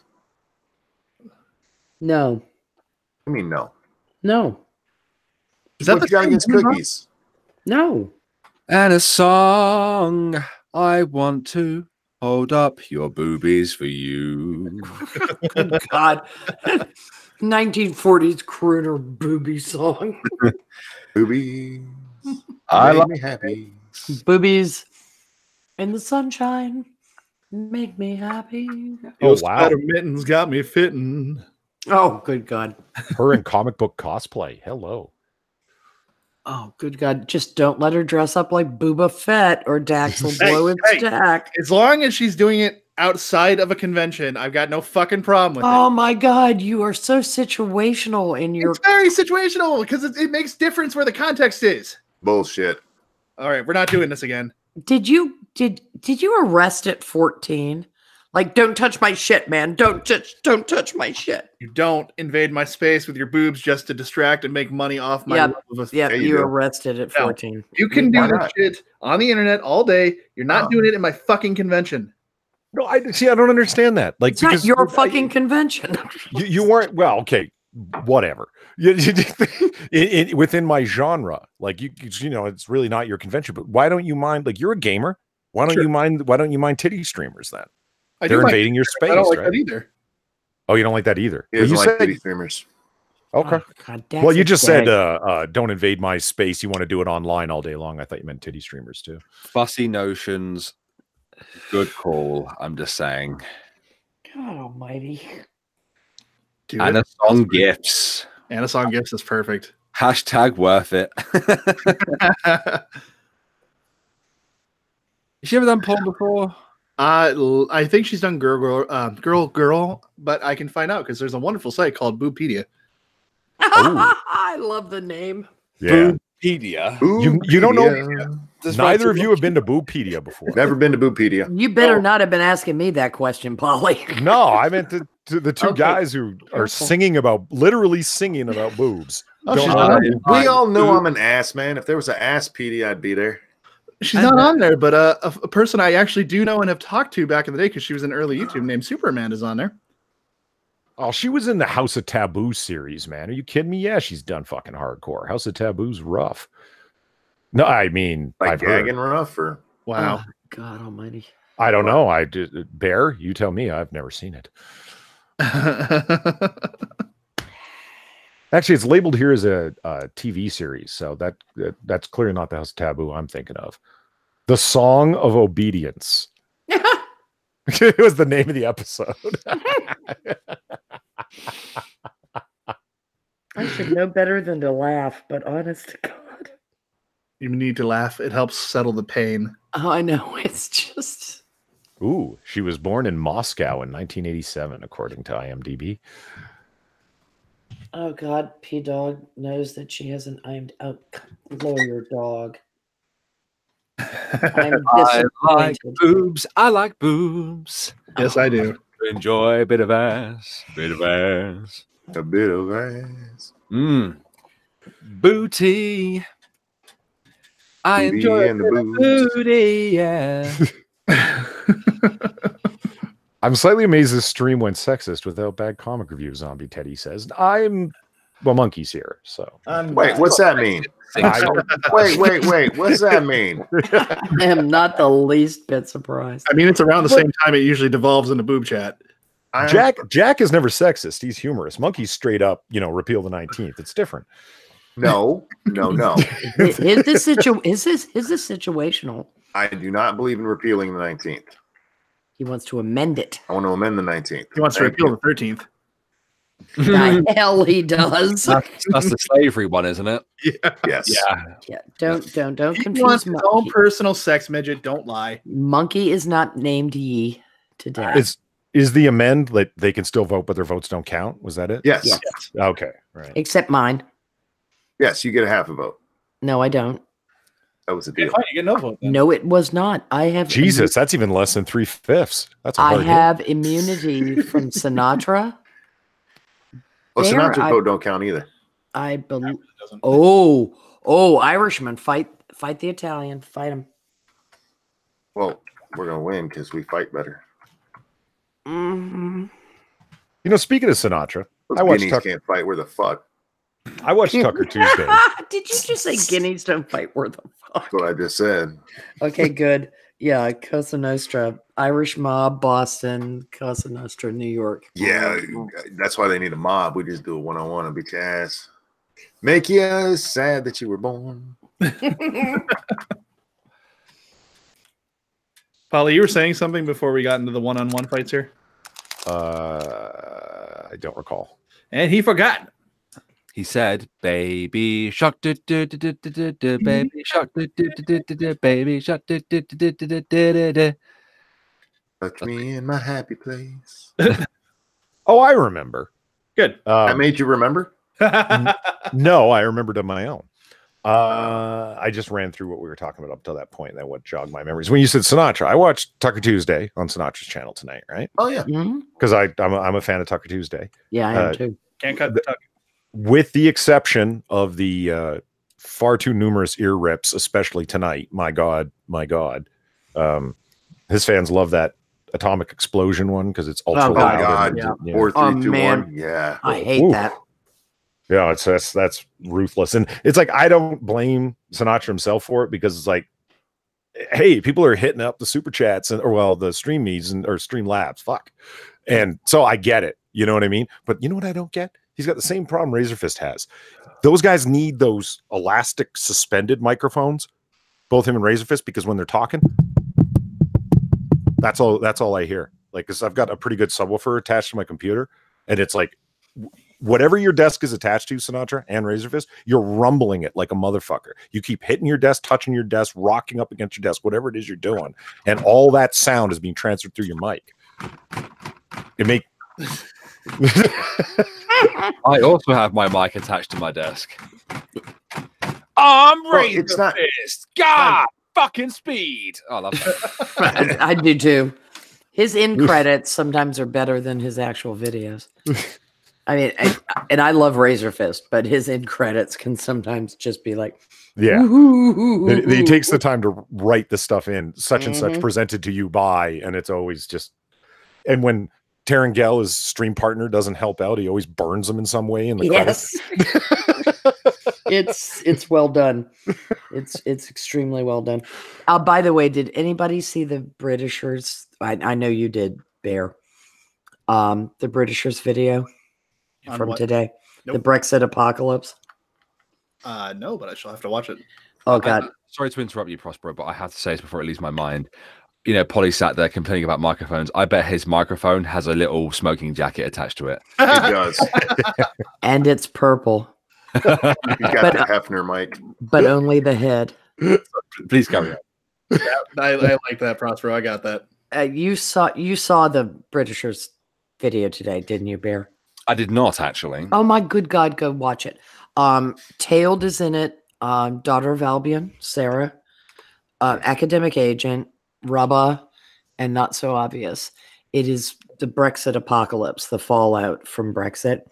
It's brilliantly done and extremely funny, especially the end, but I won't tell you what it is. It's only about 7 minutes long, and it is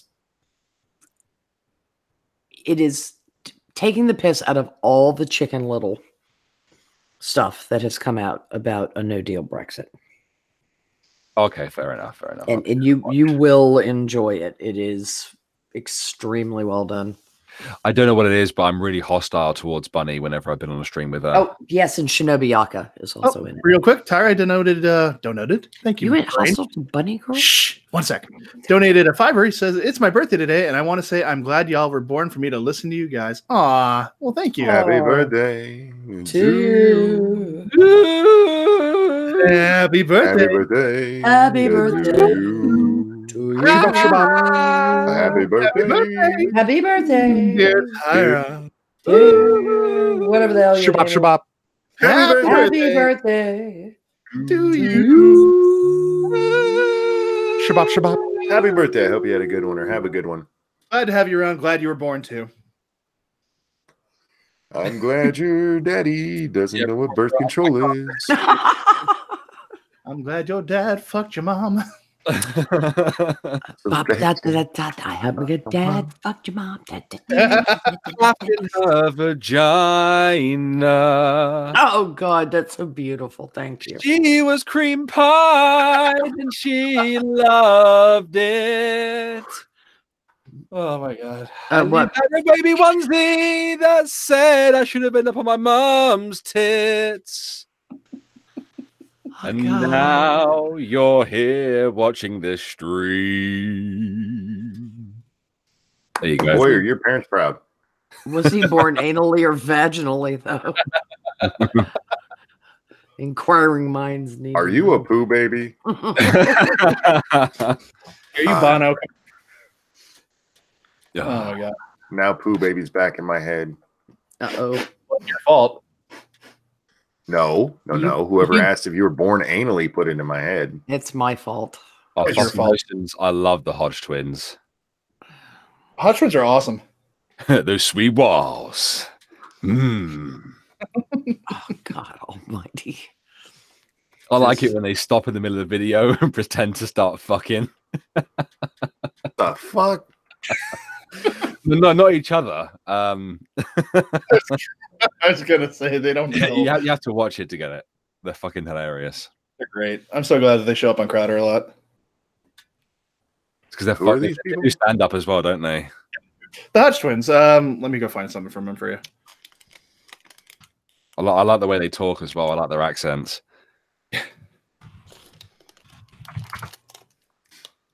They've gone quite political. They used to run a couple of channels, and they do kind of like a commentary, but reaction type stuff. And they also used to take like emails and give advice, and they just give the worst advice ever. They're really funny. Watch them. I linked their page, so Yeah. They are definitely funny. They're hilarious. Yeah, hilarious. Not doing too good on views these days, though. Unfortunately. Yeah, but they've been out touring, as far as I heard. They were actually like doing stand up for a while. Yeah, they are. They are. We're also living in a humorless world. Fuck, I forget. Yeah, they've got 5 channels. Yeah, and they maintain all of them as well, don't they? Yeah, they're on top of their on top of their stuff, which is good. But they just got to get their views back in, I think. Hmm. Hello, Sheo. Oh, hi. Oh, I've hi. got to drive VB to a funeral today. Oh, what? dear. Oh, that's horrible. Maybe a downer. Sorry, I got to go. So you guys have a wonderful day, wonderful live stream, and I shall see y'all later. All right. Have a good day. Everybody. Take care. Bye, everyone. Love you. Bye. Tell me you love me too. Love you. There we go. Now I feel good. Bye-bye. That's it. I'm unsubscribing. Yeah, right. I mean, Jesus. Needy fucker. He just needs the attention. He's got to have it. Poor guy. Oh my God. We that shouldn't pick on him. He's probably he's driving her to there. Maybe he doesn't have to sit there with her. Maybe. I got that impression. It's like, I have a nice time. I'm just gonna sit here in the car and you go have fun with that. Oh, is it raining over there? Because I know it's snowing, so maybe it's raining. That'd be even better. She gets to stand out in the rain and he's just sitting there like, jamming an bop or something. Oh God. Like Bop of all things. Because it's Bear. He's so weird. Someone left vanilla in the rain. Sorry, that is a really old reference, and you all were too young. That's amazing that actually came up in a conversation that we were all in. You don't know MacArthur. You don't know MacArthur Park. I don't listen avidly. No. No. MacArthur Park isn't a show or a radio station. It is a song written by Jimmy Webb. Yeah, like I said, I don't listen to it avidly. I've heard it a couple times in my life. Weirdest goddamn thing. Oh, holy shit. What? I just forgot about something that I just remembered. Oh, your thesis is due tomorrow? Just forgot about something. That he just remembered. I just remembered that I forgot about something. Yeah, what's so wrong with that? You said it wrong the first time. You said, I just forgot that I remembered something. I was caught up in thought. What did you remember that you forgot? Oh, nothing that matters here. It's just... Oh, okay. We're not good enough to know. I got it. He forgot again. Yeah, probably.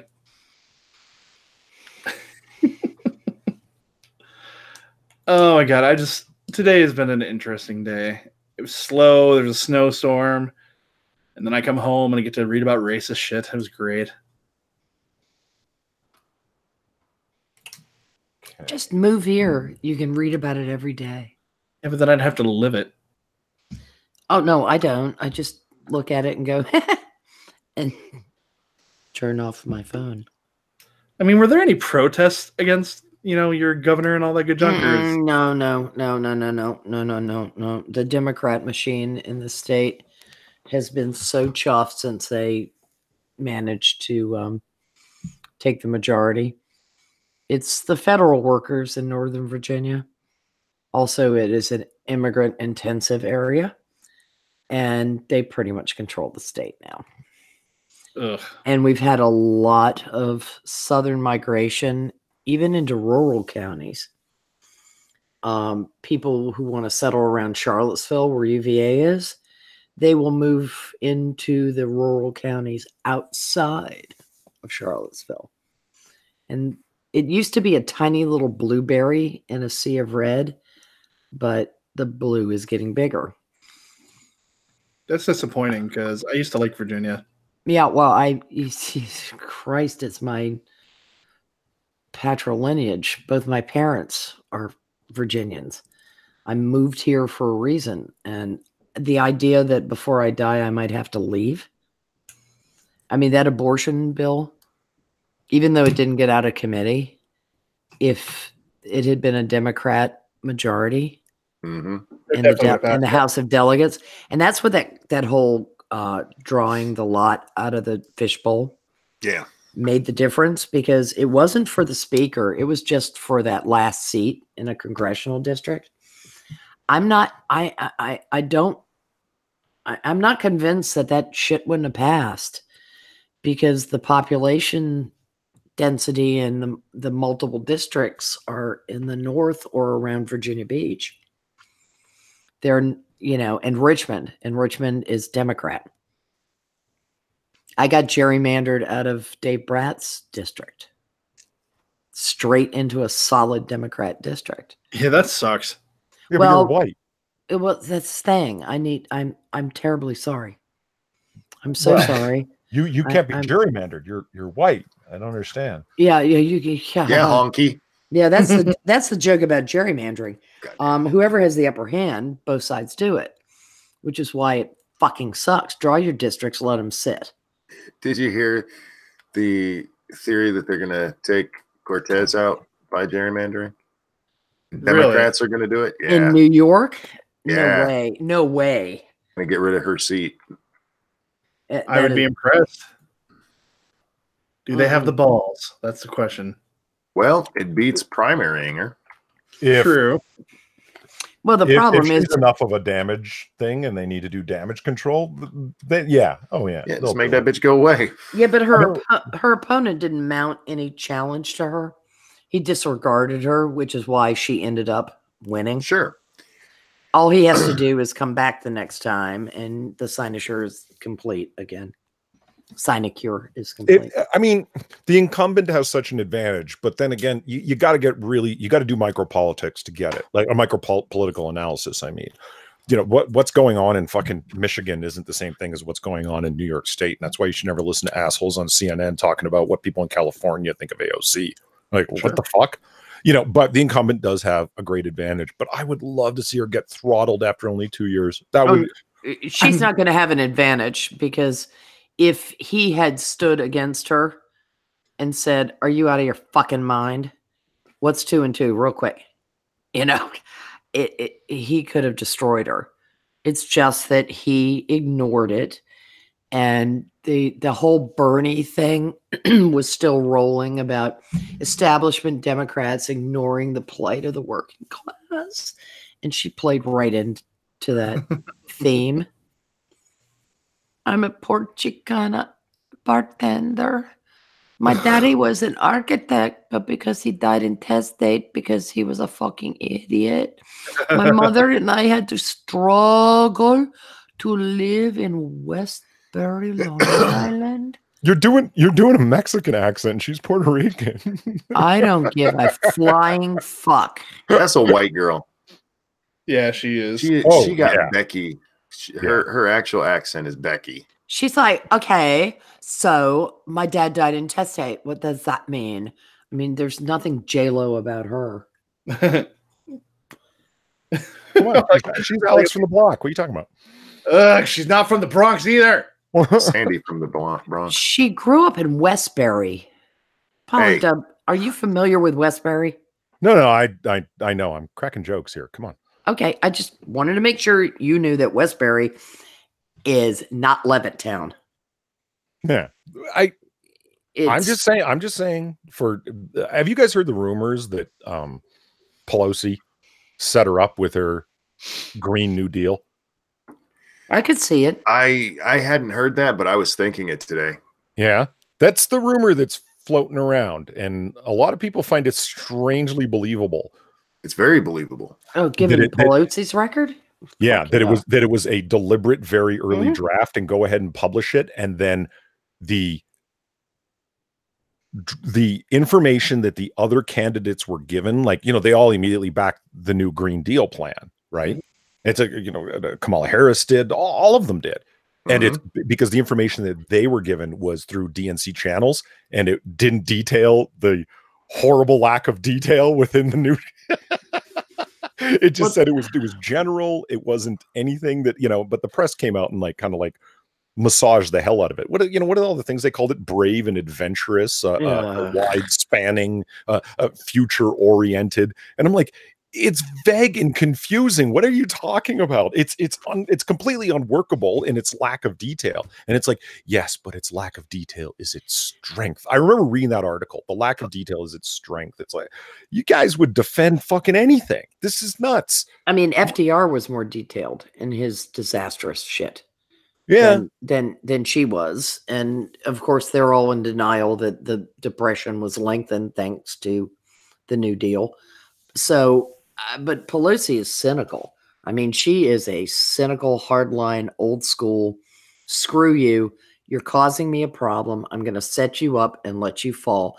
Ilhan Omar is next. She's been warned. She does it again. They will crush her. We've got enough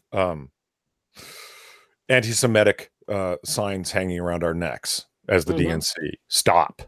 It's what the fuck's wrong with you? Especially talking about AIPAC like that. I mean, she's not going to stop.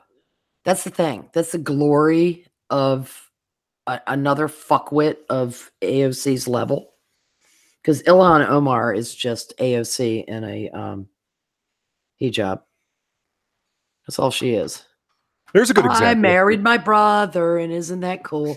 And it's like, no, it isn't. And you're creepy. And they will destroy you. What was this thing that I read?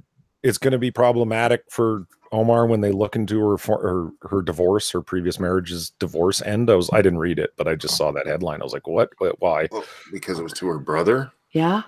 Oh, you mean? Oh, I thought you were cracking jokes. No, it's literally to. She was married to her brother. Her blood brother or brother? Yeah. Yes. What? Why? Because supposedly for immigration reasons. Yeah. So you go ahead and sell that to the American people right now. So you lied. You lied to get in. Hold on. Like I've actually got like a jaw hanging open thing. Are you being fucking serious? Yes. Yeah. Deadly serious. Dude, that's political dynamite. Are you? What the fuck? And why do you think all they did was smack her a little on the nose with a newspaper for her AIPAC all about the Benjamins? Because is nuts. Yeah, all she has to do is veer away one more time from the plantation and they will crush her. So she didn't lie. She really was married to her brother, but it was clearly fraudulent because she was married to her brother. Yes. Yeah, it's like the 95,000. Get into the country illegally. Yeah, it's like the 95,000 illegals on the voting rolls in Texas.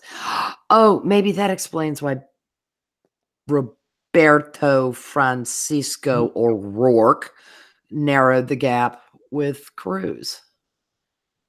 Just as a little side note, I don't know if any of you guys watch Ben Shapiro. Have you heard him do his Beto O'Rourke impression? No. It's comedy gold. Fuck, it's funny. Like because Beto O'Rourke, like he's playing off of the idea, like as a younger man, and for a lot of his life, he's the space case pseudo deep thinker guy who needed to go find himself, and he's like the kind of guy who knows like 2 or 3 chords on a guitar just to charm the space cadet ladies on campus, and he'd say, "My name's Beto. I think deep things." Like that's the way Shapiro does it, and he does it in like every show. Ben could actually get some good humor going when he He's gets like it, John Ward in that regard. I think deep things. It's like his How to Be a Liberal. Scary images. His thing today on A Tale of Two Rallies, where Trump holds his rally in El Paso, Texas. Oh God, that was hilarious. Yeah, and Beto O'Rourke holds his rally literally some 1,000 yards, I guess, from Trump, to the point where the cheers and the music were actually overwhelming Beto talking to some 200, 300 people that might have been there. The numbers aren't exactly clear, but like the rally was obviously much smaller than Trump's fucking Coliseum stadium full of people 1,000 yards away. And he's speaking in front of a fence, speaking against the wall. Yeah. He's in front of a chain link fence. Like, what don't you guys understand about promotion of optics? He and Abilio belong in the same boat. Abilio doesn't get a wall. Beto doesn't get a wall. It's a fence. It's a fence. I mean, honest to God, and the mariachi, what? The everlasting was that a reboot of Ghostbusters? Las Puercas de Tres Amigos mariachi group, the all-woman mariachi that he had. Who? What? The girl pigs of the three friends. Did you not see the mariachi women? What are you talking about? Like in What are you general, talking like about? Beto's rally. I Okay. didn't see his rally at all. I only saw clips. He had a girl mariachi band there. Yes, and they all looked like the female squad from Ghostbusters. Ew. Puerca, puerca, puerca. You know, I mean, it was like, it was absolutely horrifying. And they were in blue. It was just adorable. Better than white, right?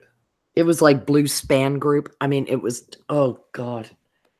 You mean if Trump had done the same exact thing, it would have been seen as a horribly racist facade, but Beto does it and it's culturally representative. Well, it was intersectional. Oh, yeah. Because, I mean, you've got a female mariachi. And, you know, they're playing horns, don't you know? They're not supposed to? Well, you just need to get a look at them, honey. Okay. You really, really need to get a look at them. Amy Schumer is thin. Ugh. Just saying. Ew. I don't want to look now. Yeah, you do. No. Look up Beto's rally. I can't believe I'm typing this. Musical talent. I'm not on Twitter right now, Eric Peters, so I'm not going to get banned. All I said was this, the intersectional reboot of Tres Amigos. She looks so cross-eyed.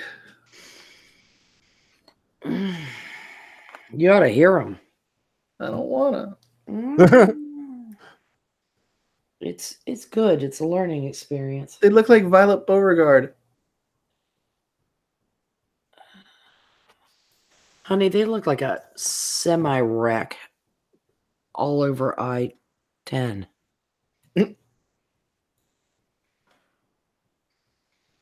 It's not a good look. Oh, but that one, she's actually wearing black, though. So I guess maybe they figured it out after the first one. Could was. I'm trying to remember whose channel I saw this direct comparison. It was hilarious. Oh my god. Why did I look at this stuff? That's what you get, Vomit. You send me stuff all the time. I made you read that. How'd you like it?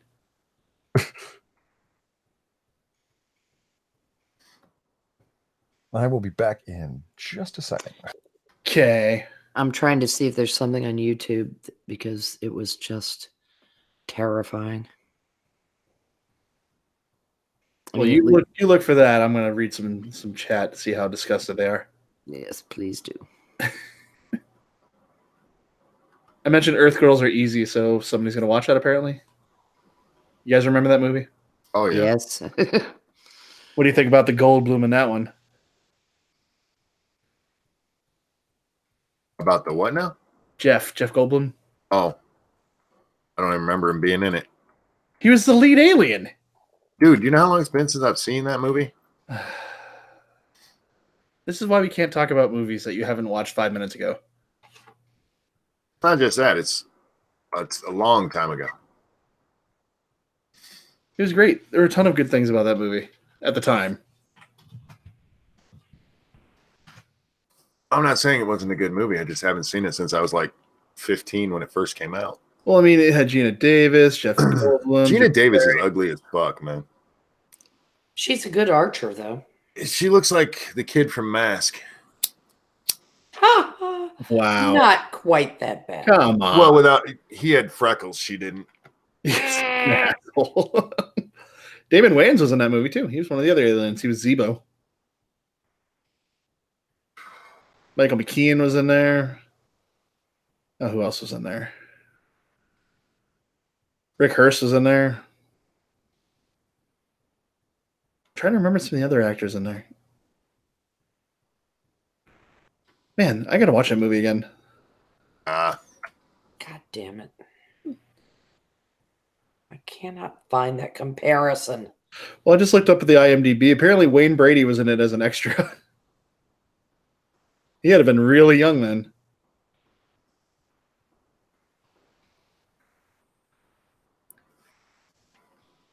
We will cull the herd. We will do what needs to be done. Agreed. He's talking about Far Cry 5. I know. But I He's still agree doing with that. that. He wants you to Jones so hard. I'm playing it. I figured you were because you're pretty quiet. I'm pretty quiet because I don't have much to say. Yeah, that's somebody fill the dead air, la-di-da. No, see, I like The Fly well enough, but I don't know. It's not his best. It really isn't. And in my opinion, a lot of people really like it, but I like the movie just fine. I don't know. Just it didn't sing to me like some of the other movies he's been in did. But somebody mentions Clue. Fussy Notions. You mentioned Clue. God, I love that movie so much. Clue's awesome. I could talk about that movie for hours, just how good that is. I like everything about that movie. I don't think there's a boring moment in that movie for me. No, it's actually pretty good and keeps moving pretty well. There's pretty much no stale times. Maybe when they're all looking around the house like as in pairs, maybe. I would say the beginning, if any part. Okay, yeah, the setup's a little slow. Okay, I'll give you that. Yep. But when they all finally get in there and then you meet Mr. Body and it's like, oh, I wonder where this is going to go because nobody ever talks about the victim. Oh, he's dead. Dax, I just sent you a DM. It was Sticks, X, and Hammer that posted the link. And he said, somebody please stop me before I die from laughing. All right. Yeah, it is the comparison of the two rallies on YouTube. I love Trump talking shit about Beto's rally. Like why would you set him up like that? Oh, good. It's only for 49 seconds long. Yeah. I mean, this is a very easy one to do commentary over if you break it. The fucking mariachi. Ew, what the fuck is that noise? She's going, wee! I want you all to share in my misery. Here you go. Have fun with that. instead of like, just it's like. Oh man, it's so good. Dax, did you see Murdered by Death? I have. That is a movie mid 70s, if I recall. Yes. It had Truman Capote in it. Yep. Playing Lionel Twain. There you are. Yep.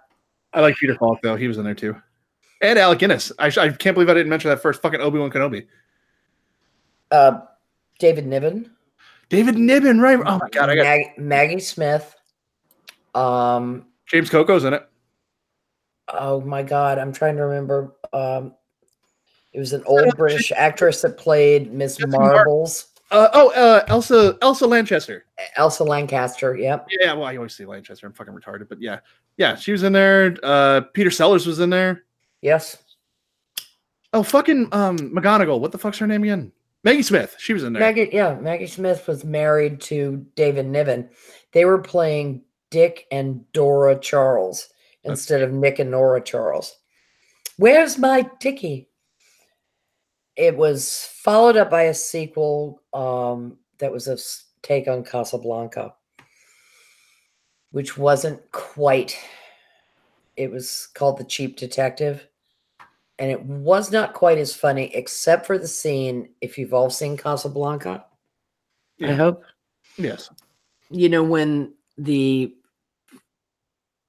Germans start singing Deutschland über alles and the French stand up and sing Le Marseillaise. Sure. Peter Falk and Eileen Brennan jump up and start singing Deep Purple. So it's this, Deutschland, Deutschland, über alles in this. Allons avant de la patrie. And then these two idiots stand up and they're like, when the deep purple falls over. And it is a great rip on that particular scene, but it's nowhere near as funny as Murder by Death.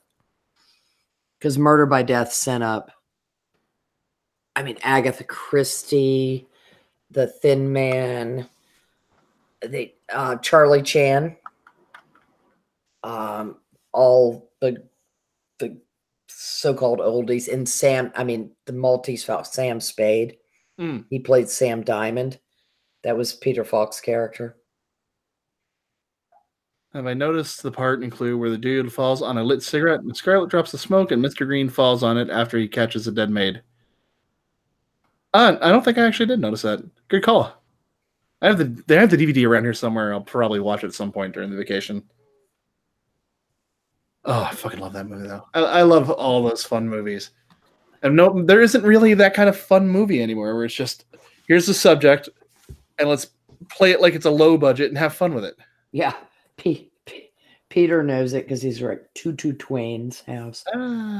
Yeah, I get the whole Tutu Twain, and his name was Lionel Twain. Mm-hmm. And unless people are into model trains, they might not catch Lionel Train. Yeah. There was just a lot of dumb shtick in it. But shtick is good, though. I mean, that's why we all like, Airplane. Yeah, Airplane, Blazing Saddles, all the good shit. Robin Hood Men in Tights. Fagala. Like how it was instead of Friar Tuck, it's Rabbi Tuckman. Mm-hmm. I just love it, those things. After they do their dance, he's Fagala? Okay, I'll be back in a second, guys. All right. Oh man, but you can't do the movies that they did back then. Now there's just no way. No, you can definitely not do Blazing Saddles. Which is such a shame because it's what we need right now. We would like to welcome our new nigger. I mean, that cannot be done, and nobody moves, and the nigger gets it. I mean, the absolute shtick, and the whole business about interviewing the thugs about rape, murder, theft, robbery, rape. You said rape twice. I like you. But the absurdity that, and some of it was borrowed from Abbott and Costello. Sure. Some of it was borrowed from Sid Caesar. The punching of the horse by Mongo was directly borrowed from one of Sid Caesar's drunken flip outs. All right, I'm back. Sid Caesar was such a drunk that he actually grabbed a writer and held him out of an upper story window. Awesome. No, he was utterly out of control. So some of that was married into it because Brooks, Woody Allen, a lot of the Buck Henry, those guys all wrote for Sid Caesar's show of shows. And Caesar was a wildly unstable drunk. And then he got sober. And it was amazing because he was still funny. No, I rather enjoy those movies. It's just I feel sad knowing that we have those movies and we'll never see those types of things again. Probably. That's why you buy the Blu-rays. Oh yeah, and you charge them. Selling them. Yeah, I mean, Young Frankenstein does better because it's nowhere near as racially charged as Blazing Saddles. Sure. But, people look at Blazing Saddles now and all they're looking at is the surface of it and not getting the fact that given Mel Brooks' age, he was taking the piss. Mm-hmm. Oh, no. I mean, you remember the guys trying to get the guys on the railway? Yeah, that song and dance. Sing some of them darky songs. Like, it's a I get no kick From Champagne. No, darky songs. Camptown racetrack 5 mile long, and it's all the white guys dancing around doing it. Yeah, I mean, that's Slim great. Pickens was perfect in that role. Absolutely perfect. He was also perfect in Strangelove. I haven't seen How I Learned to Love the Bomb in a long time. Yeah, that is a unusual film. That's a weird ass movie. It's nowhere near as weird as other stuff that Kubrick did. Well, yeah, I mean, it's You've Kubrick. seen Clockwork Orange, right? Of course. Yeah. That's a different level of weird. I like that movie a lot too, and I really wish that they had added the last couple chapters from the book into the movie, but it takes away from that whole is Alex lobotomized thing, is he not? Well, what's going on? That sort of thing. Yep. And it's kind of funny how the lobotomy theme hangs on because of Ken Kesey's, One Flew Over the Cuckoo's Nest. Right. Another good movie that I haven't seen in a long time. I've seen it. I don't want to see it again. Really? Yeah. No, Don't like Jack Nicholson? No, I'm not a big fan of Nicholson, but That doesn't surprise me. No offense. Look, I've seen 5 Easy Pieces. Sure. Which actually, my problem with Nicholson is Jack Nicholson plays Jack Nicholson. I think I don't think he's that multidimensional an actor. Fair. Paul Newman had more dimension, and Paul Newman was not a super multidimensional actor. But One Flew Over the Cuckoo's Nest is a fucking tour de force. Mm. I mean, it's just but it is such an incredible tragedy because it's taking a man that doesn't fit society's mold and in a very Orwellian way trying to make him fit the mold. And when he refuses with all the behaviorals, they kill him and leave him alive. Yep. Which is why the end of it is amazing, because a man who was in a similar position, but a little more psychotic, breaks free. It's the individual. It's a story of individualism triumphing over collectivism. Right. In a very simple way. And Danny DeVito was fucking splendid. Yeah, he was. I mean, the bit players in that. And God, I can't remember her name. The woman that played Nurse Ratched. Yeah, I can only remember her as Nurse Ratched, and I feel bad for that. But she did awesome. Oh, I remember when she won the Academy Award because her mother was deaf, or perhaps both her parents. Now. Who played Nurse Ratched? Thank you. Sarah Paul. Pardon? That's not right. Louise Okay. Fletcher. No, I'm back. Louise Fletcher. Louise Fletcher. That's what I thought. Yeah, and she signed her acceptance speech Are they making another one? while she gave it. Oh, please don't remake that movie. Please, you don't need to remake it. Gonna look. I have to go to IMDb for this. They'll ruin it. They will. What are we ruin looking it. for? If One Flew Over the Cuckoo's Nest is being remade. Because I looked up Nurse. I wouldn't be I got surprised. his name. I'm like, wait, that's not her. Okay.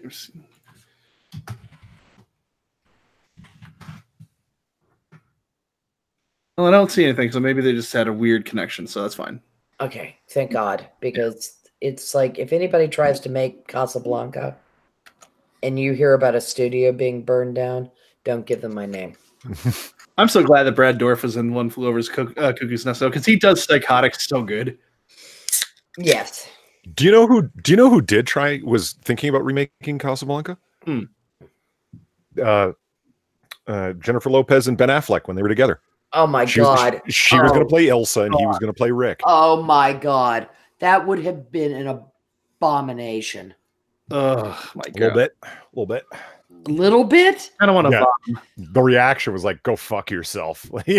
and so, yeah, they were trying to float the idea in the media to see what people thought. And it was like, no, is what we think. Like, the idea floated all right. Yeah. hey, Jack. Hey, that's a floater. Yeah. Oh, Jack's here. Yeah, sorry, I didn't see the invite. We had a conversation in there. I didn't read it. I just saw a Hangouts link. Where were you? I was doing stuff. He was whacking it. All right. moving Yeah. on. Dare to dream. No, I was busy. Ryan Murphy is making a One Flew Over the Cuckoo's Nest prequel for Netflix. That was in 2017, though, so I don't know if they continue that. Well, they can die in a fire. Yeah. Don't do that. I mean, the only time I've ever seen a remake of a movie do better for Sci-Fi Network than it did in a movie theater was Dune. Because that piece of shit David Lynch put out. Oof. And he wanted his name off of it, and then he releases the director's cut, which is worse than the original film, which I did not think was possible. It's like, oh god damn, just no. I just viewed the original Dune as the final episode of Twin Peaks. And it makes way more sense. Except it predates it. Oh, that doesn't matter. I know. Continuity. Oh, but Jesus Christ, it was horrible. They made more Twin Peaks, so it might have been a parallel universe. Yeah, see? But it's got the guy who went on to stardom in Showgirls. Yeah, see, Sting was just Bob, and the really fat guy that floated was the log lady. It all ties in. Oh my god! I mean, it and that creepy kid at the end for like, if you don't, like, people are like, well, you got to read the novel. You shouldn't have to watch a film. That's the whole point, right? Creepy kid going, he is the Sarlacc for smile. No, He truly is the Kwisatz Haderach. Yeah, there you go. And a friend of mine completely rewrote that, and it worked better. He truly is the Ersatz Cadillac. See, if you play that backwards, it's really just an analogy for the midget. See, I got it all worked out. No, actually, if you play it backwards, it's somebody running a needle really fast over Dark Side of the Moon. It's a horrible adaptation. I saw it with somebody who had read the book and one person who hadn't. And the movie ended, and the one person who hadn't looked at both of us and said, why the fuck did you bring me to see this? What kind of drugs do people do? And I was like, you just have to read honest to God, I'm sorry. I'm so sorry I wasted 3 hours of your life. I'm not going to lie. I've seen the film a number of times, and I don't watch it because it's good. I watch it because it's number bad. of times? Oh, God. Yeah. Come on. The vagina face space folders, like that's hilarious. Yeah, how you cannot laugh your ass off at that scene when they show up and deal with Duke Leto Atreides, and it's like, you got to kill the leader of House Harkonnen or whatever. Like it's senseless. It's fucking confusing as hell. And yeah, they got big vagina faces. It's great. Wonderful. They look like giant scrotums with vagina faces. See, I know I'm an outlier on this, but I think that movie is visually amazing. There are parts of it that are. But the plot's ridiculous. It makes no sense. But I didn't really care about that. I thought it was visually very stunning. Well, they borrowed shit out of one of the later books and jammed it into the movie, which meant that even for people who had read the book, they were like, "Wait, what? We never saw a navigator." The continuity errors, all kinds of things were just horrible. And I mean, the fact that Jose Ferrer, somebody of his caliber, was in. And Patrick Stewart. Yes. Patrick Stewart is awesome. Yeah, he played Duncan Idaho. Kyle MacLachlan, excuse me. That's the guy I'm talking about. The guy went on to superstardom in Showgirls. Yeah. Yeah, Blue Velvet. Blue Velvet is actually also the hero in Twin Peaks. Right. Oh yeah, of course. Right. Blue Velvet is a lot better than Dune. He was on some spice. Blue Velvet is way better than Dune. Dude, I can find Laura Palmer's killer. Dude. It's just like math. He was like predicting Keanu Reeves. Dude, I can stop the bus, dude. I watched Point Break the other day. You have? Just the other day, yeah. The new one or the old one? The old one. I was going to say, because I have things to say about the I'm not seeing the new one. I want to see It's- fucking Patrick Swayze's Brody, man. Come on. Oh, are you guys excited to hear the rumor that there's going to be another Triple X movie? Is there really? I haven't even Oh. seen the latest one. My life Yeah, has but- meaning again. Oh god. I saw the I've first only one- ever seen the first. I saw that one twice in the theater and fell asleep both times. Oh, I like it. I like the first one. It's fun. Yeah, it's campy fun. I like it. When did that girl become like from a strong, independent woman that don't need no man into his cheerleader? That don't matter, man. Because at the end she's like, "Get him, Xander!" Yay! It's not supposed to make sense. Apparently. That woman went psycho in real life, though. Oh yeah, have you ever seen any of the videos her dad made? Like any of his movies? I forget who her dad is. Dario Argento. He's done a ton of horror films in Italy. Some of them are really good, but she dies in every movie of his that she's in, and usually very brutally. That family has a lot of issues. It's pretty funny though. Yeah, we need Dorky just for the daddy. That was pretty good. Didn't have No, the same it tune, was but nowhere near as convincing. no, but you tried, and that's what matters. Dax, Yeah. you're out of the will. No, no No Skittles for you. lies. When they run out, there will be no more. I want Skittles. You can have some Skittles. I got the one ounce I back. want jelly beans. I tried Jelly beans Skittles. sound good. I actually tried Skittles the first time in my life today.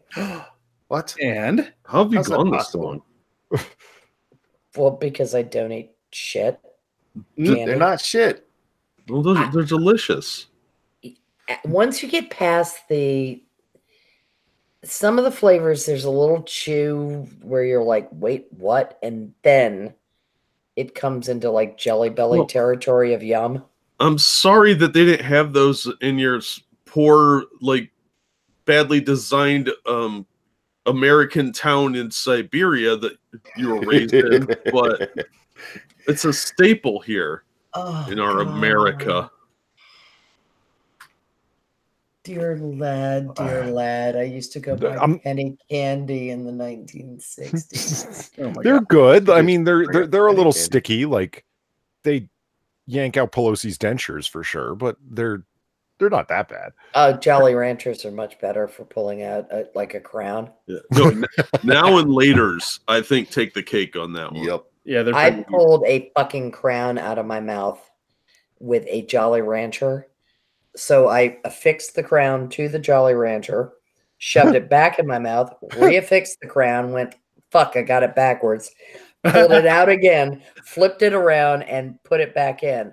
I go to the dentist for my next appointment. I said, is that good and snug? They're like, are you telling me you pulled it out twice? I'm like, yeah. With a Jolly Rancher. They're like, we use jujubes for crap's sakes. I was like, no, man, Jolly Rancher. I have a bite that, you know, when I had my crowns, I can't get porcelain on anything because they put the bite stick in my mouth and I snapped it in two. And the guy doing it was like, okay, dokie, gold it is for you. So with your strong bite, you had the hubris to think that you were supposed to be biting Jolly Ranchers. You're not supposed to. That was my first crown, dear. Oh, okay. You're not you supposed to use your teeth. Suck. Save your Women teeth for That ever works for left. all kinds of things. It's true. Yeah. Real quick, Cryptic with the 5. He said, taste mine. Ew. Don't Anyway. chew on the mushroom. Ew, don't chew the mushroom. Cryptic, did you mean to say taste my rainbow? Because you only put taste my in there. I mean, there's a lot we could taste. Every time I hear the name Argento, I think of the movie Juno, Peter says.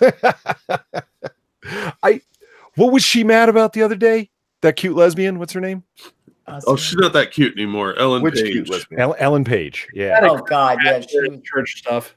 She was like, she's all up on Twitter about LGBT acceptance now, and like you've been publicly out for like what, 2 years now or whatever the fuck. I don't get 3 it. They're years. perfectly accepted. There's nobody that I know right now who's like, fuck the gays, man. No, I haven't heard that in over a decade. She was ranting at somebody about something they said in some kind of way that she. Church stuff. Oh, that's it. And there was all these comments about underneath it that, you know, well, he joins to this well-known anti-gay, gay hate church, and everybody keeps saying that. Oh, it's so well known. And I'm like, name it. And then Leah Remini, of all people, another girl who used to be cute back in the day. Leah Remini is still hot. Fuck you. Well, her face is a little not moving after the Botox. Let's be honest. Okay, I'm just saying, like, you couldn't surprise her anymore. At least you wouldn't be able to tell. Her eyebrows do not move. Yeah, she's mad at Chris Pratt, Ryan Walters. But Leah Remini weighs in and says, yeah, what do these celebrities have in common? And she names all those celebrities that are well known to be within the Church of Scientology. Let's talk about that hate message against gays. And I'm like, wait a minute. I was like, Chris Pratt's in the Church of Scientology? Is that what you're talking about? And I look it up and it's like, no, he's part of some non-denominational Protestant group. Like, what the fuck were you even talking about, Leah? I mean, apparently his group or his church isn't super for gays, but they're not go burn down gays' houses and string these guys up by their testicles or anything. It was wild to me. It was on whatever the fuck late night Who Gives a Fuck show.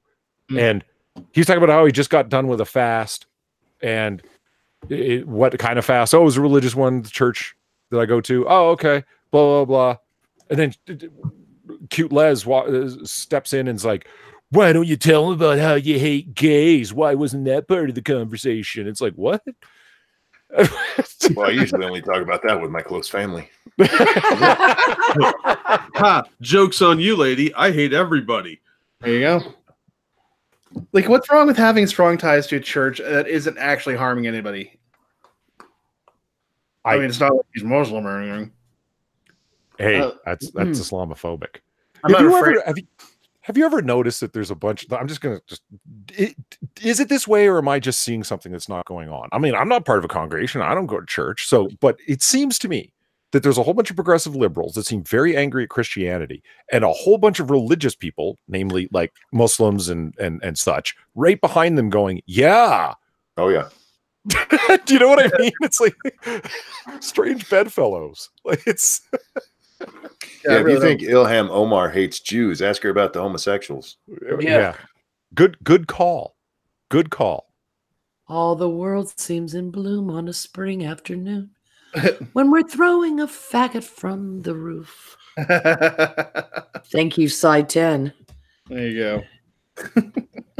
And it's like, well, isn't Iran so progressive? If you're gay, they'll transition you. Yeah, whether you want to or not. That's what Riley Dennis told us. Like, and that'll fix your gay. That was her moment of that when she passed over from laughable Riley Dennis. I mean, passed over from laughable stupidity to outright, you're a dangerous person in my mind. Oh yeah, I mean, look how progressive they are. Yeah, talking about the your choices are death, or we're going to cut your junk off. And the stuff that right wingers will promote about Islam totally isn't true. And oh my God, Riley. That's okay. You know, Robert Spencer got unpersoned by MasterCard because apparently MasterCard has to bend to their Saudi masters. And well, why does MasterCard have Saudi masters? Well, why do you think they got the money? Oh, I mean, why else would? I mean, Robert Spencer is not that offensive. Jihad Watch, there are worse things said by lots of other outlets, but Jihad Watch got unpersoned for fundraising by MasterCard. Yeah, let's not act like the SPLC's like not worse by orders of magnitude in terms of Jihad condemnation Watch, and Jihad Watch is actually fair and genuinely usually factual. I mean, I've got issues with Spencer about other things, but please, the SPLC lost the plot decades ago. They were a noble group into the 70s and part of the 80s, and then they completely sold their soul to the company store. Yeah, they are public condemners and charity collectors trading on past credibility. Mm-hmm. The ADL is not far behind. Yeah, you sound like Ilhan Omar. The ADL's not far behind. You just got put on a list. Yeah, Peter asked, did I see a... I don't care because there's nothing in my... you can't dig up anti-Semitism in my past. You can't. Present, that's the problem. Yeah, I know. That's... Leah Remini talking about Scientology on Rogan. Yeah, I watched that. I watched her Scientology special. It got a little like on A&E. It got a little repetitive after a while because it was. But I got it. She was like trying to show it happened to the same person. They all have the same story. You know what I mean?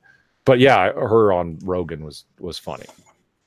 It was, and that's when you saw her.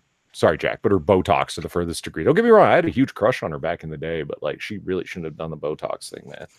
Like her face doesn't move when she talks. It's a little weird. No, I can understand why Zach got tempted by her on Saved by the Bell, but Kelly was always going to be hotter. We all knew he was going to go back to her. All right.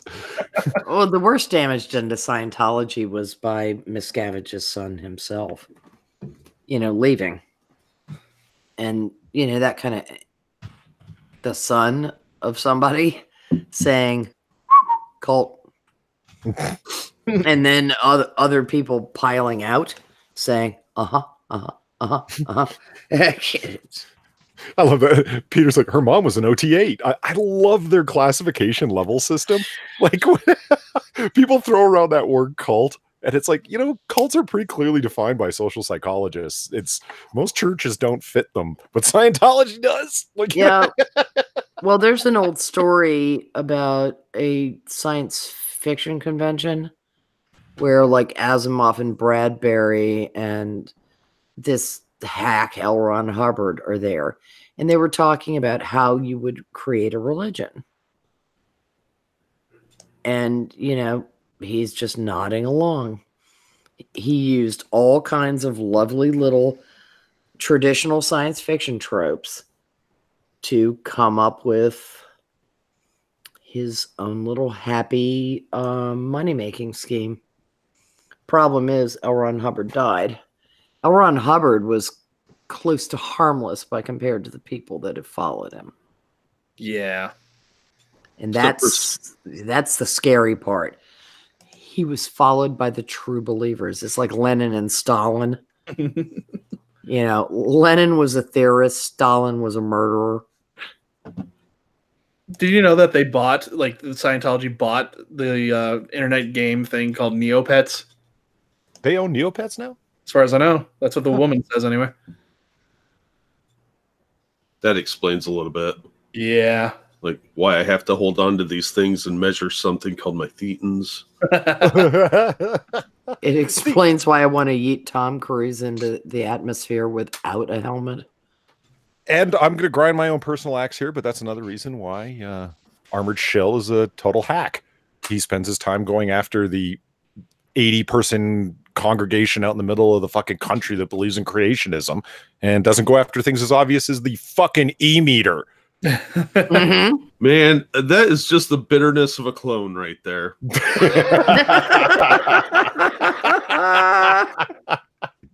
He had some good ideas, okay? I just rolled with it. So, yeah, Armored Skeptic is a hack. Yeah, I don't understand why he was so popular. Yeah, he's part of a wave. I mean, Yeah. Sargon said like a week ago, it's like, I'm kind of glad that he's moved on to movie reviews. Him and Shoes movie reviews. They're cute together. Like, I think that's a good thing for them. And it's like, that sounds like the nicest way imaginable that you said you guys finally found your niche. You're like a People magazine couple.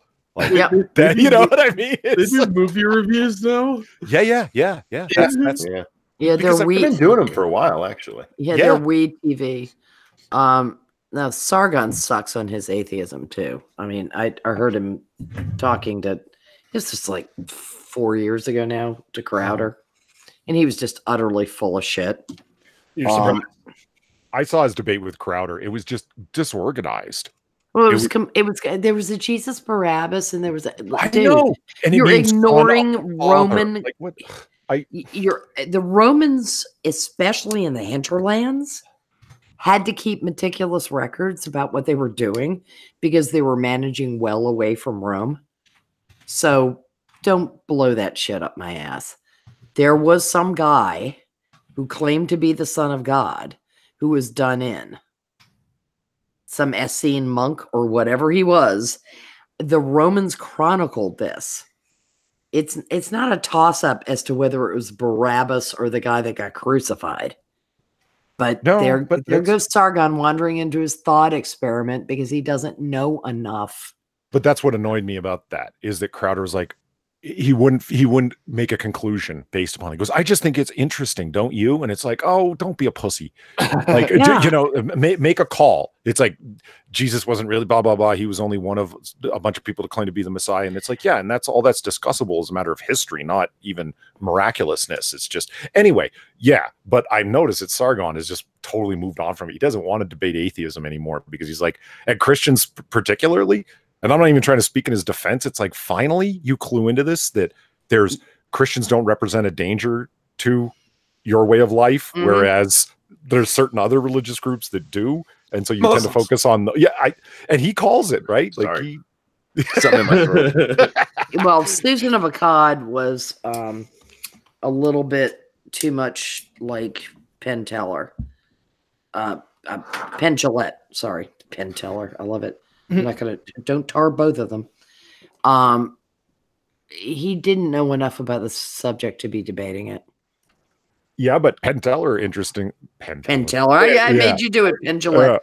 Penn Jillette. I mean, he wrote God No, which I read, and is one massive effort at comedic rhetoric, not really arguing any particular points, if you know what I mean. You know,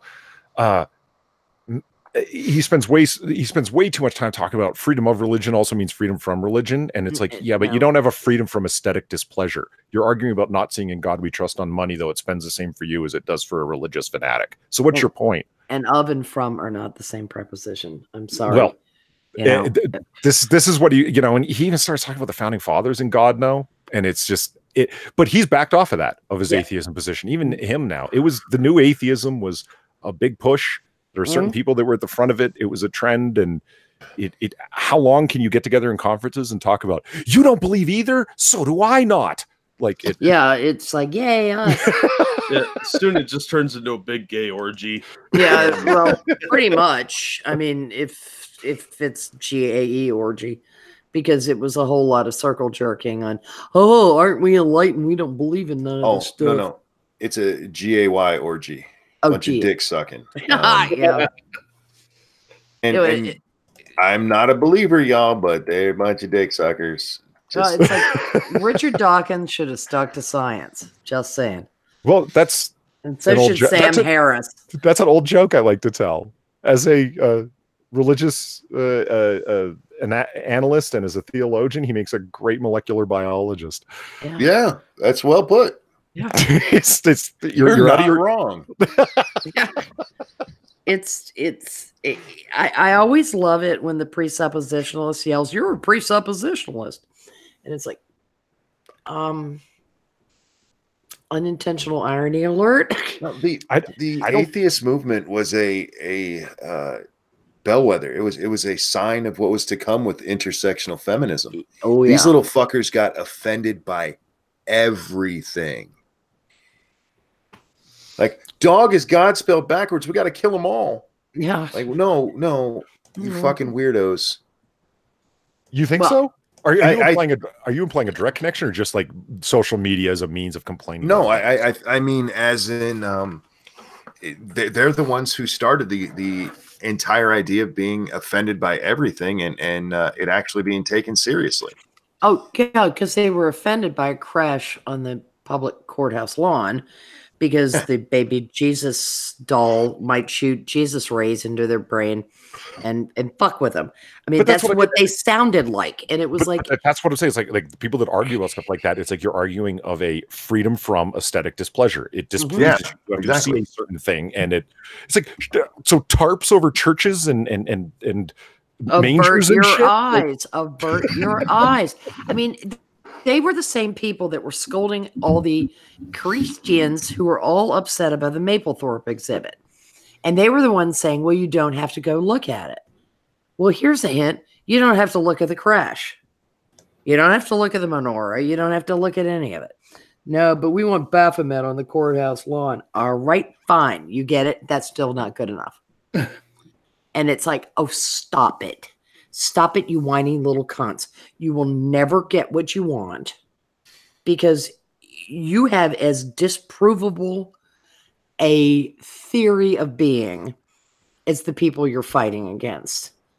Hey, don't bring up metaphysics. Nobody wants to hear about that, especially Monkey. Oh, I know, but they are. No, I they've mean- got terrible metaphysics. They really do. Like but Well, you can't. Neither claim can be proven nor disproven. So let it fucking go and go live in that happy land called agnosticism. But you know what we can prove? Oh God.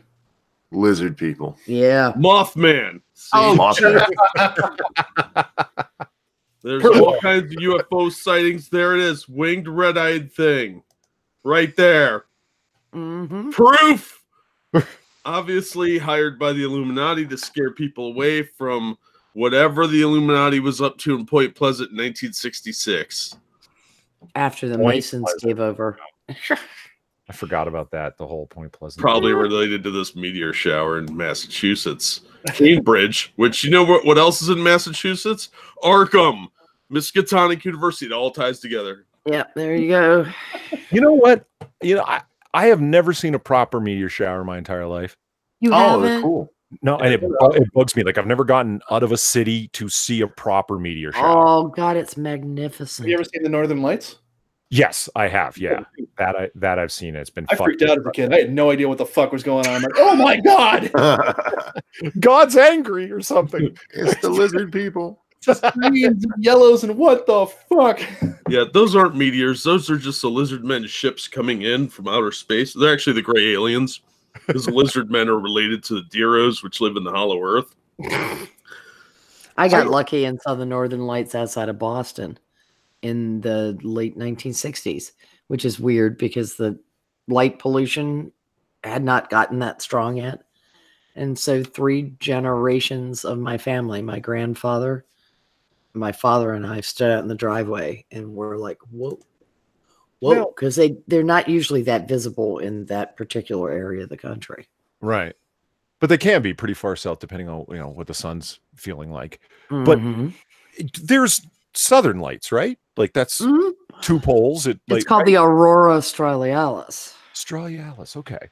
So would that not mean that people like down in like Perth, Australia would have a good view of that ship? I mean, they're pretty freaking far south, no? No, it would be close. You're talking more They're about too busy banging Tasmania and kangaroos to notice. And it would go the other way because it's like their toilets flush the wrong way. That's right. Perth is on the west coast. It is? Yeah. So what's the but I mean it's really No, you'd be Except for it's the east because it's upside down. you'd be looking. You'd be looking. that's how that works. You'd be talking about Tasmania having a better chance of good view because they're at the southern end. Well, yeah, but I mean people that are pretty like I mean if you can see them in Boston, surely they could see them in Perth. Well, it depends on the Van Allen belt and the excitement of the atmosphere at the time. Yeah, and it depends when those kids come through the cupboard to explore the magical make-believe land. Oh, with Aslan and Why aren't Aussies carrying on? Because like Northern Lights, everybody knows about that. Even if you've never seen them, I've never heard an Aussie ever mention the Southern Lights or whatever the lighter. They can barely speak. They're They're busy trying not to run over all the drunk aboriginals that are drinking gasoline in the road.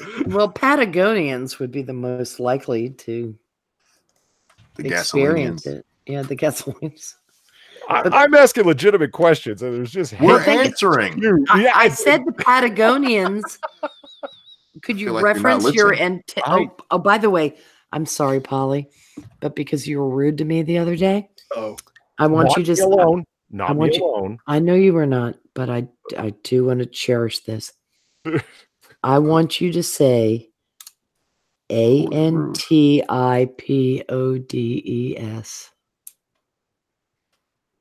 Oh, antipodes? Antipodes. Antipodes.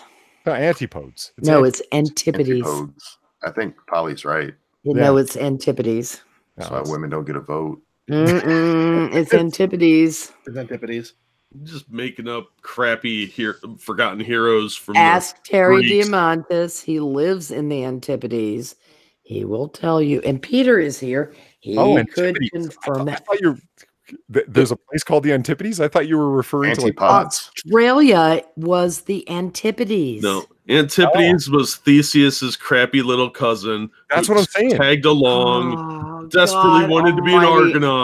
Argonaut. On the map, the British referred to Australia as the Antipodes.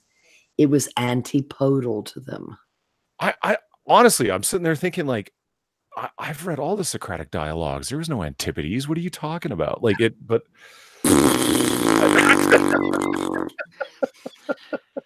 Jesus Christ. I mean, you're I still don't know what the hell poli-sci, she's talking about. poli-sci and philosophy, but no history. Seriously, no history. well, Australian history. Come on, who cares? Oh, for Christ's sake, that's part of British history, you numbnut. Yeah.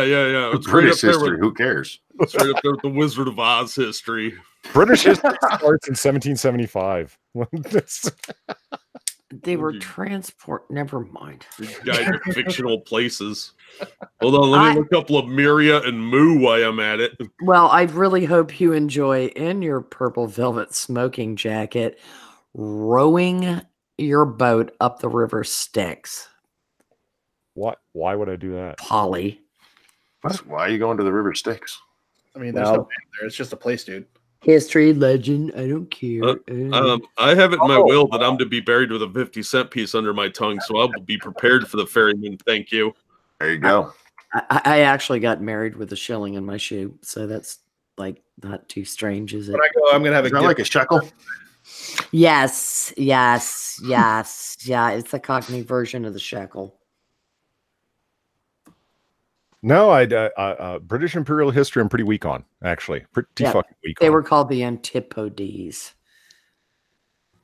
Like the British in India. You got me. Like that's an area of history that like World War I. Oh no, really vague understanding. How are you on World War II? Pretty good.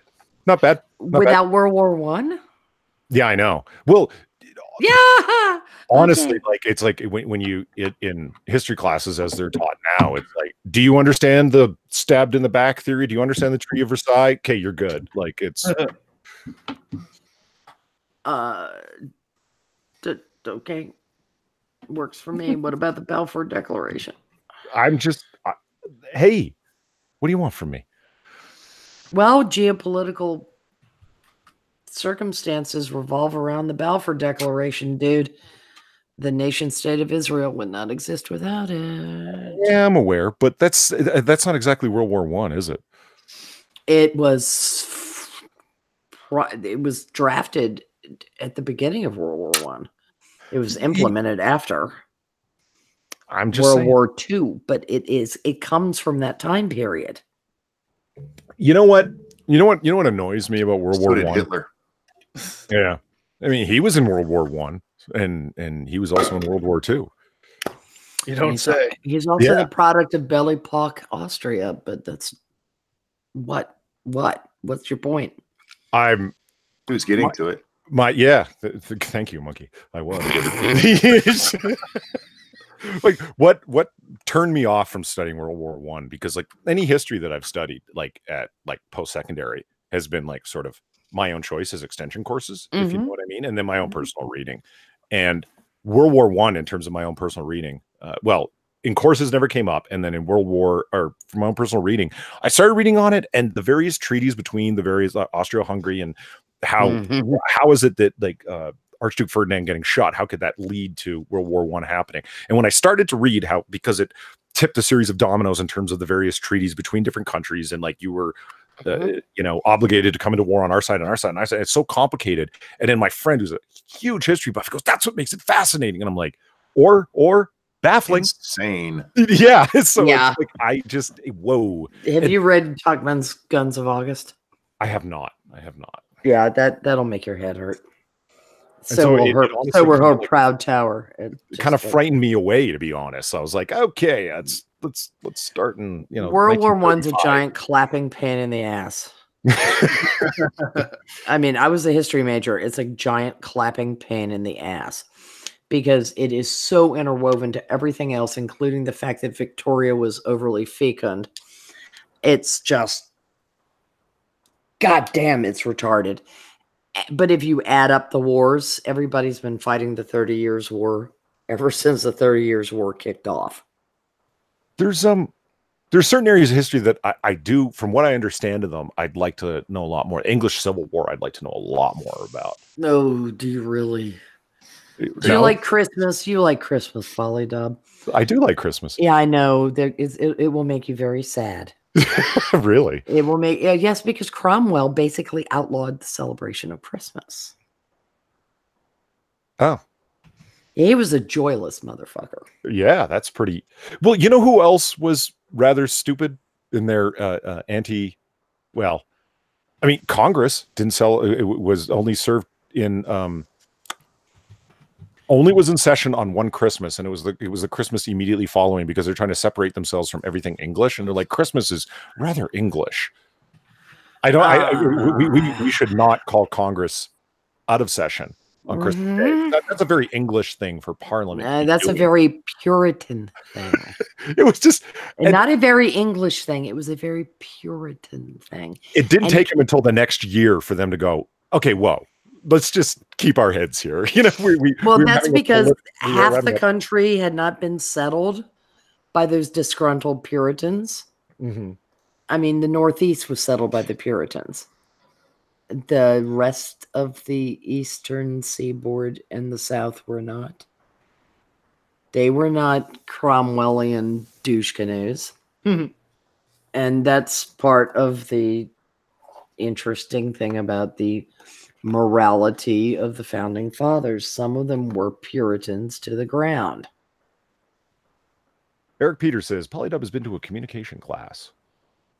I wonder what that means. Congratulations. Yeah, I don't remember attending one, so I might have, though. It's because you have a mellifluous voice, darling. Oh. I love compliments I didn't immediately recognize. That's awesome. Yeah, you have a radio voice. Oh, yeah, Jack, you missed our... you missed me doing a live read of some Vic Mignogna porn. Porn early, yeah. That was so good. Sorry, it was porn. I was watching Tug stream earlier on, and he was making fun of this one Twitter thread that this one lady wrote out herself, and it reads like a piece of fan fiction, and I couldn't help but do, like, I just wanted to read it out because it's so gloriously bad and hard to believe. You did it well, too. Your inflection. I kept waiting for a dun dun dun. That's what I need. A soundboard with all kinds of like soap opera stabs on it. You know what I mean? A little organ crescendo. I don't know if we go so far as to call it porn. It was more like a soft bodice ripper or ear tonguer, because the most erotic thing that happened was him in an overly cologne state with no shirt on and a tongue in an ear. Halston, don't forget, it was Halston. Yeah, what is Halston a well-known cologne? I can't ever recall. It's an old cologne, yeah. Is it? Yeah, it's from my day. It makes Old Spice smell normal and good. Oh, bullshit. Old Spice predates Halston, but yeah, Halston. Don't you be coming in here with your fake news. Monkey uses Old Spice. I'm so old that I remember shit. No, my dad used Old Spice. I use fuck, I forget the name of it. That's a great name for a cologne. It's great, yeah. Fuck, I forget the name of it.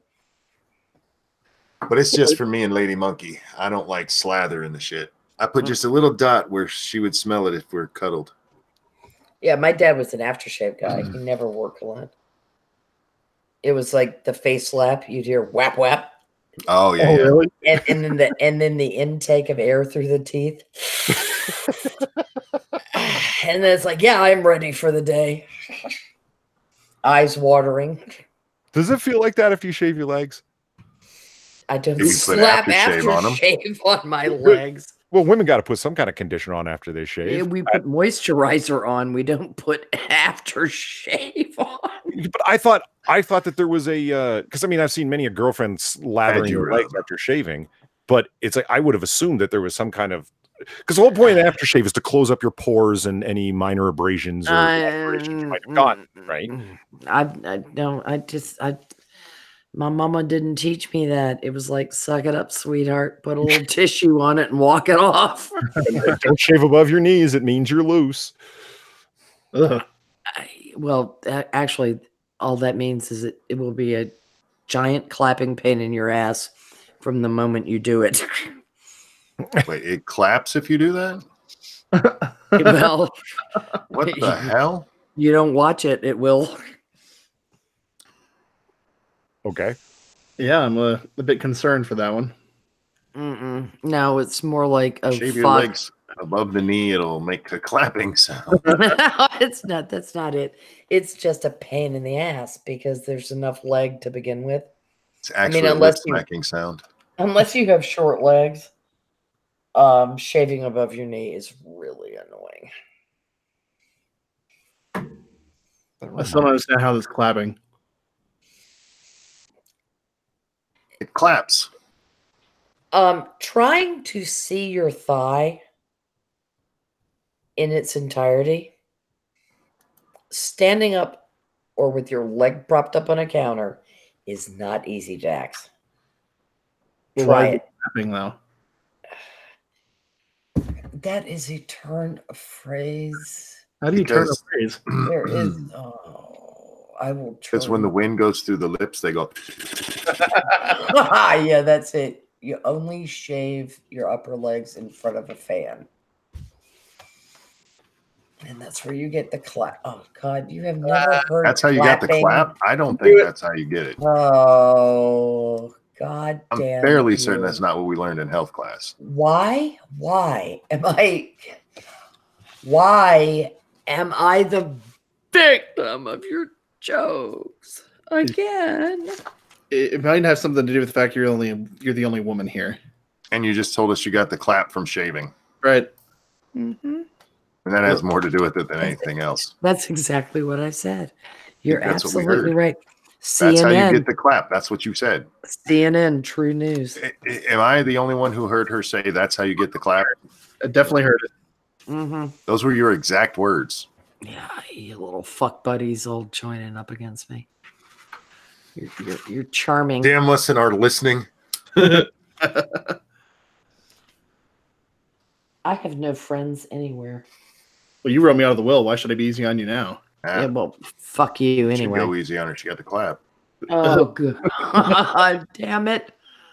What? I mean, what? See that? Okay, this reminded me of a line from True Detective season 2, which you should all watch because it's excellent. But it baffled me, and I looked it up, and it is as follows. Hold on, screen just shifted.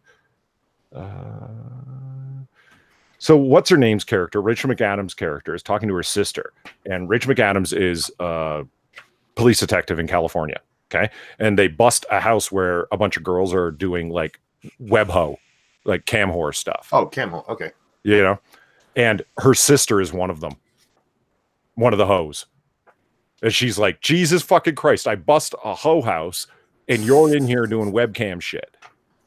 And they're having this conversation, and she said, like, what's the problem? And Rachel McAdams' character says, because it's not healthy. And her sister says back to her, not healthy? Really? What do you know about being healthy? When you walk, it's like two erasers clapping together. That's funny. So is that supposed to mean dry, dusty vagina? Is that the idea? What? Because these people are all taking guesses in this conversation thread, and they've all got a different explanation. So what do you think? Loose cunt flaps. Yeah. But two erasers clapping together is dry and dusty. Why would anyone say that? No. Quit looking at the actual visual. Listen to just the sound. She's just, well, a bunch of people did guess. It means she's loose as fuck, but her sister actually thinks that she's a prude. So why would she say that? Oh, God. You're overthinking things. Oh, you want to talk about overthinking it? This is overthinking it, just for some perspective, okay? This person responds, it means she's a castrating woman, like Antigone in Sophocles' tragedy, or like in Fraud. Jesus fucking Christ. Did you actually go to Antigone? God, I think I just fell back into college. What the hell happened? You can say Antigone, but you can't say Antipodes. Isn't it Antigone? You know, holding grudges is no way to live. Yes, it is. Yes, it is. After the treatment I have received, I'm with her on this one. It is the way to live. That's the only way to live. Just so you know, I could say Antigones and Sophocles. Come on, those are well-known names. There's Antipodes. I've never heard of Antipodes. Pompous Polly. Well, Antigone, Antipodes. Same number of syllables. Okay, listen. Anyway, her name, like Dr. Dub. It's Dr. Polly. If it's Dr. Dub, I sound like a DJ, and that's not cool. No, yeah, but I'm going to enjoy calling you Dr. Dub. Come on, you got 2 more years before I get my doctorate. So, damn, you're slow. Hey, ouch. Hey, research takes time, dissertations take time, and I'm at the progress level that I should be at. I'll have you know. Except you're dangling words like at the end of a sentence. I will dangle my participles when I damn well please, madam. He's speaking, not writing. There's different rules for speech than there are for writing. You should know that. No, that is something up with which I will not put, Jack. Well, that sounds like some sort of problem of yours, not the society's. No, it was a problem of Winston Churchill's. It's a joke, you ignoramus. In any case, I don't care reason about that I know Churchill, that colonialist. In any case, He was a racist. I heard I'm going to go ahead and finish this thought at some point. I swear to God. Fucking up Molly's narrative. This is the greatest thing on earth. Rachel McAdams' character is literally named Antigone in that show. Her name is Antigone Bezarides. Holy crap. It's better than... No. Wait a sec. For the 100 spot, hey, Monkey, what are you doing this time? This time up. Good morning from Greece. I'm assuming he means what are you doing up now? Holy cow. You have made my day. I'm actually going to get new glasses now. My Streamlabs is in the chat. Just throwing that out there. No, that is excellently generous. That's fucking awesome. You're going to get new glasses and Skittles. And Skittles, yes. The Skittles are the important part. Me being able to see, fuck that. Oh, my God. Thank you, man. Yeah, that is awesome. That makes me blush every time. Oh, man. I might be gay. And what am I doing up? This is my normal time to be up on this day. Indeed. Just he decided to hang out with me instead of the other way around, and he gets to play the games instead of me. You're also quiet now. I'll stream here in a little bit. Yeah, we can go on to yours. In fact, we can move over there now if you want to. Sure, we can do that. Now that you got money. Yeah, Monkey wants the money. That's what's going on. I mean, we've been doing this on this for like 3 hours, so it's fair. We usually do the long runs anyway on mine because we're usually filling up 2 slots. But since he's going to do it, and I don't think Bear's doing one, it is good to hand it over to one of the two. That's always been my deal. So I'm all about filling up 2 slots. Yeah, I mean, I'm happy to go over and do a Monkey in the Morning after this. We get to do more political stuff on that. This is more like a we talk shit sort of thing. Prospero. Which we don't get to until like the later half of Monkey in the Morning. No, that's been this whole thing. I like it. Which, Monkey, when are you going to come on Comic Book Curation? You're like the most famous Holy shit. Gongavar. Again with 100 spot. Oh, Jesus. Son of a bitch. Stop a little. Oh, I'll come on Comic Book Curation when you do it at a time I can do it. Well, we were talking about doing one-offs anyway. And like I was just about to say, you're the most famous guy we know, and we need some celebrity help. That is so sad. Well, it's not that you need celebrity help, that I am the most famous person you know. Sorry, Jesus. You are. Now your life makes me sad. Ouch. My life makes me sad about 90% of the time. So yeah, I'm not going to say anything. With that, guys, I'm going to go get ready for my stream. You're all welcome, of course. But awesome. I'll see you in just a few, Jet. Dax, God damn it. Y'all ought to change your names. Jack Dax? The Jack They're Dax? too close for me. Am I welcome to watch, or do I have to be quiet and chat? You can come on Really? if you'd like. Oh, hang on. Something just happened. I won't promise to be nice to you because I don't promise to be nice to anyone. I know you don't, and thank God for it. I'll see you guys in a little while. See you, monkey. Bye, Thank guys. you, Bye. Tyrol. Dynamo Joe is one of my favorite 80s comics. Tyra? Tyrai. There Is you that how it's pronounced? Yeah, this is Tyra. Oh, thank you. I like him too. And yeah, it's a good comic. Yeah. Also, I watched your thing since we're gonna get to shill anyway. I might as well like push you a little bit. Your Vampirella thing, awesome. Oh, thank you. Yeah, I've been trying to do more videos because I need the view time. Yeah, definitely go. In fact, link it, dude. Everybody here should at least spend some time watching it. It's not super long or anything like that, and it's a good slice of history on some fun comics that most people don't know about. Oh, Jesus. Plus, there's a lot of boobs. Well, Vampirella. Yeah. And Yeah. who doesn't like boobs? I love boobs. In fact, that's probably what my comment said now that I think about it. So we'll get into the shill spot, and then we'll go join the monkey man, I suppose. So starting on my screen, I got Jack actually. So besides that video, you shilling anything else? No, I threw my channel link in there. There's supposed to be a new video every day. I've been trying to do 2 a day, and it's working better this week than last week. And I'm on with Polydub later today, about 11 p.m.-ish Eastern. All right, then I've got Prospero. You shilling anything? Yes, sir. I am sticking Minions of the Zoo link in the chat. If I can type. Probably It not. would be what? It would be helpful. Minions is on every night at 11:30, Monday through Sunday. Friday is our game stream hosted by Platty, and it's usually pretty hysterical. Otherwise, it's rotating hosts all on the same channel. And God only knows what's going to be going on. It is nice that you have multiple rotating hosts, so it doesn't get stagnant ever, and I like that. Yeah, it's you never know who might show up. SDA joined us tonight, and we talked about Mayo and history. So it was You got her to talk about Mayo? well, yeah, it's in an abstract way. What's white and covers a sandwich that isn't Miracle Whip? Yeah, Mayo Bukkake may have come up, but I knew it.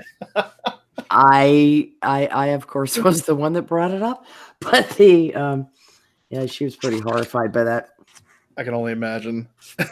But we have, Chaos Eve as a host, Della Hazed, One Ton Hammer, Skeptalk, Sanguine, Inquisitor, Reject, Platty. It's really interesting. They're very different people with very different interests, and we share a common bond. We are Minions of the Zoo. Love it. All right, and that leaves the one guy who should have been shilling this entire time, but is not on his game tonight, Polly. Well, I can't be a relentless shill all the time, can I? I need you. Otherwise, I have this giant hole in my life that needs to be filled, and Bear's going to try to put his penis in it. Ooh. My God. I didn't realize the situation was that desperate. In any case, there's a link to my channel. And as Jack said, he, Inquisitor, and myself, and I, and myself. Now you got me nervous, Prospero. Thanks. I didn't. I said nothing about your pronouns. I was talking about your prepositions. So us speech, right? us, we 3 people, Jack, Inquisitor, and myself will be on my channel for comic book curation later on today at ostensibly 10 p.m. Eastern, though we might be a little bit late. You're going to start at 11:15. Yeah, I said ostensibly. In any case, hell of a lot of stuff going on with all the fun things that have been going on. And good God, the Twitterverse and people accusing each other of everything left, right, and center, and all this drama to cover, and politics leached in. And oh shit, it's going to be a hell of a stream tomorrow. And Cynical Lindsay is going to be there as a guest, I believe. Oh, excellent. Hater. I love it. Yeah, so that's Lindsay is great. Yeah, so that's going to be a lot of fun. So yeah. So well, later on tonight, tomorrow night, depending on where you are in the world, over on my channel, which is up there in chat, comic book creation. It's going to be fun. Yay. Well, if that's all we got today, because I got nothing to show, because I just talked for 3 hours, so I got nothing. I'm hoping Monkey's got some stuff prepped, because I work better when he's got it prepped when I've been talking already. So here's hoping. So I guess I'll show that. We're going over to do a Monkey in the Morning over on Ranting Monkey's channel. I'm sure you all know where that is, because most of you came from there. So we'll see you guys over there in a minute or two, or however long it takes Monkey to get his Lunchable out the fridge. And other than that, if I don't see any of you guys, take care, and I will be streaming more probably tomorrow if Bear doesn't want to stream. So take a look out for that just in case. But other than that, happy you guys came to hang out with us for so long, and we'll see you over at Monkey's Place. Yay! Yay! Bye, Like, share, subscribe. Indeed.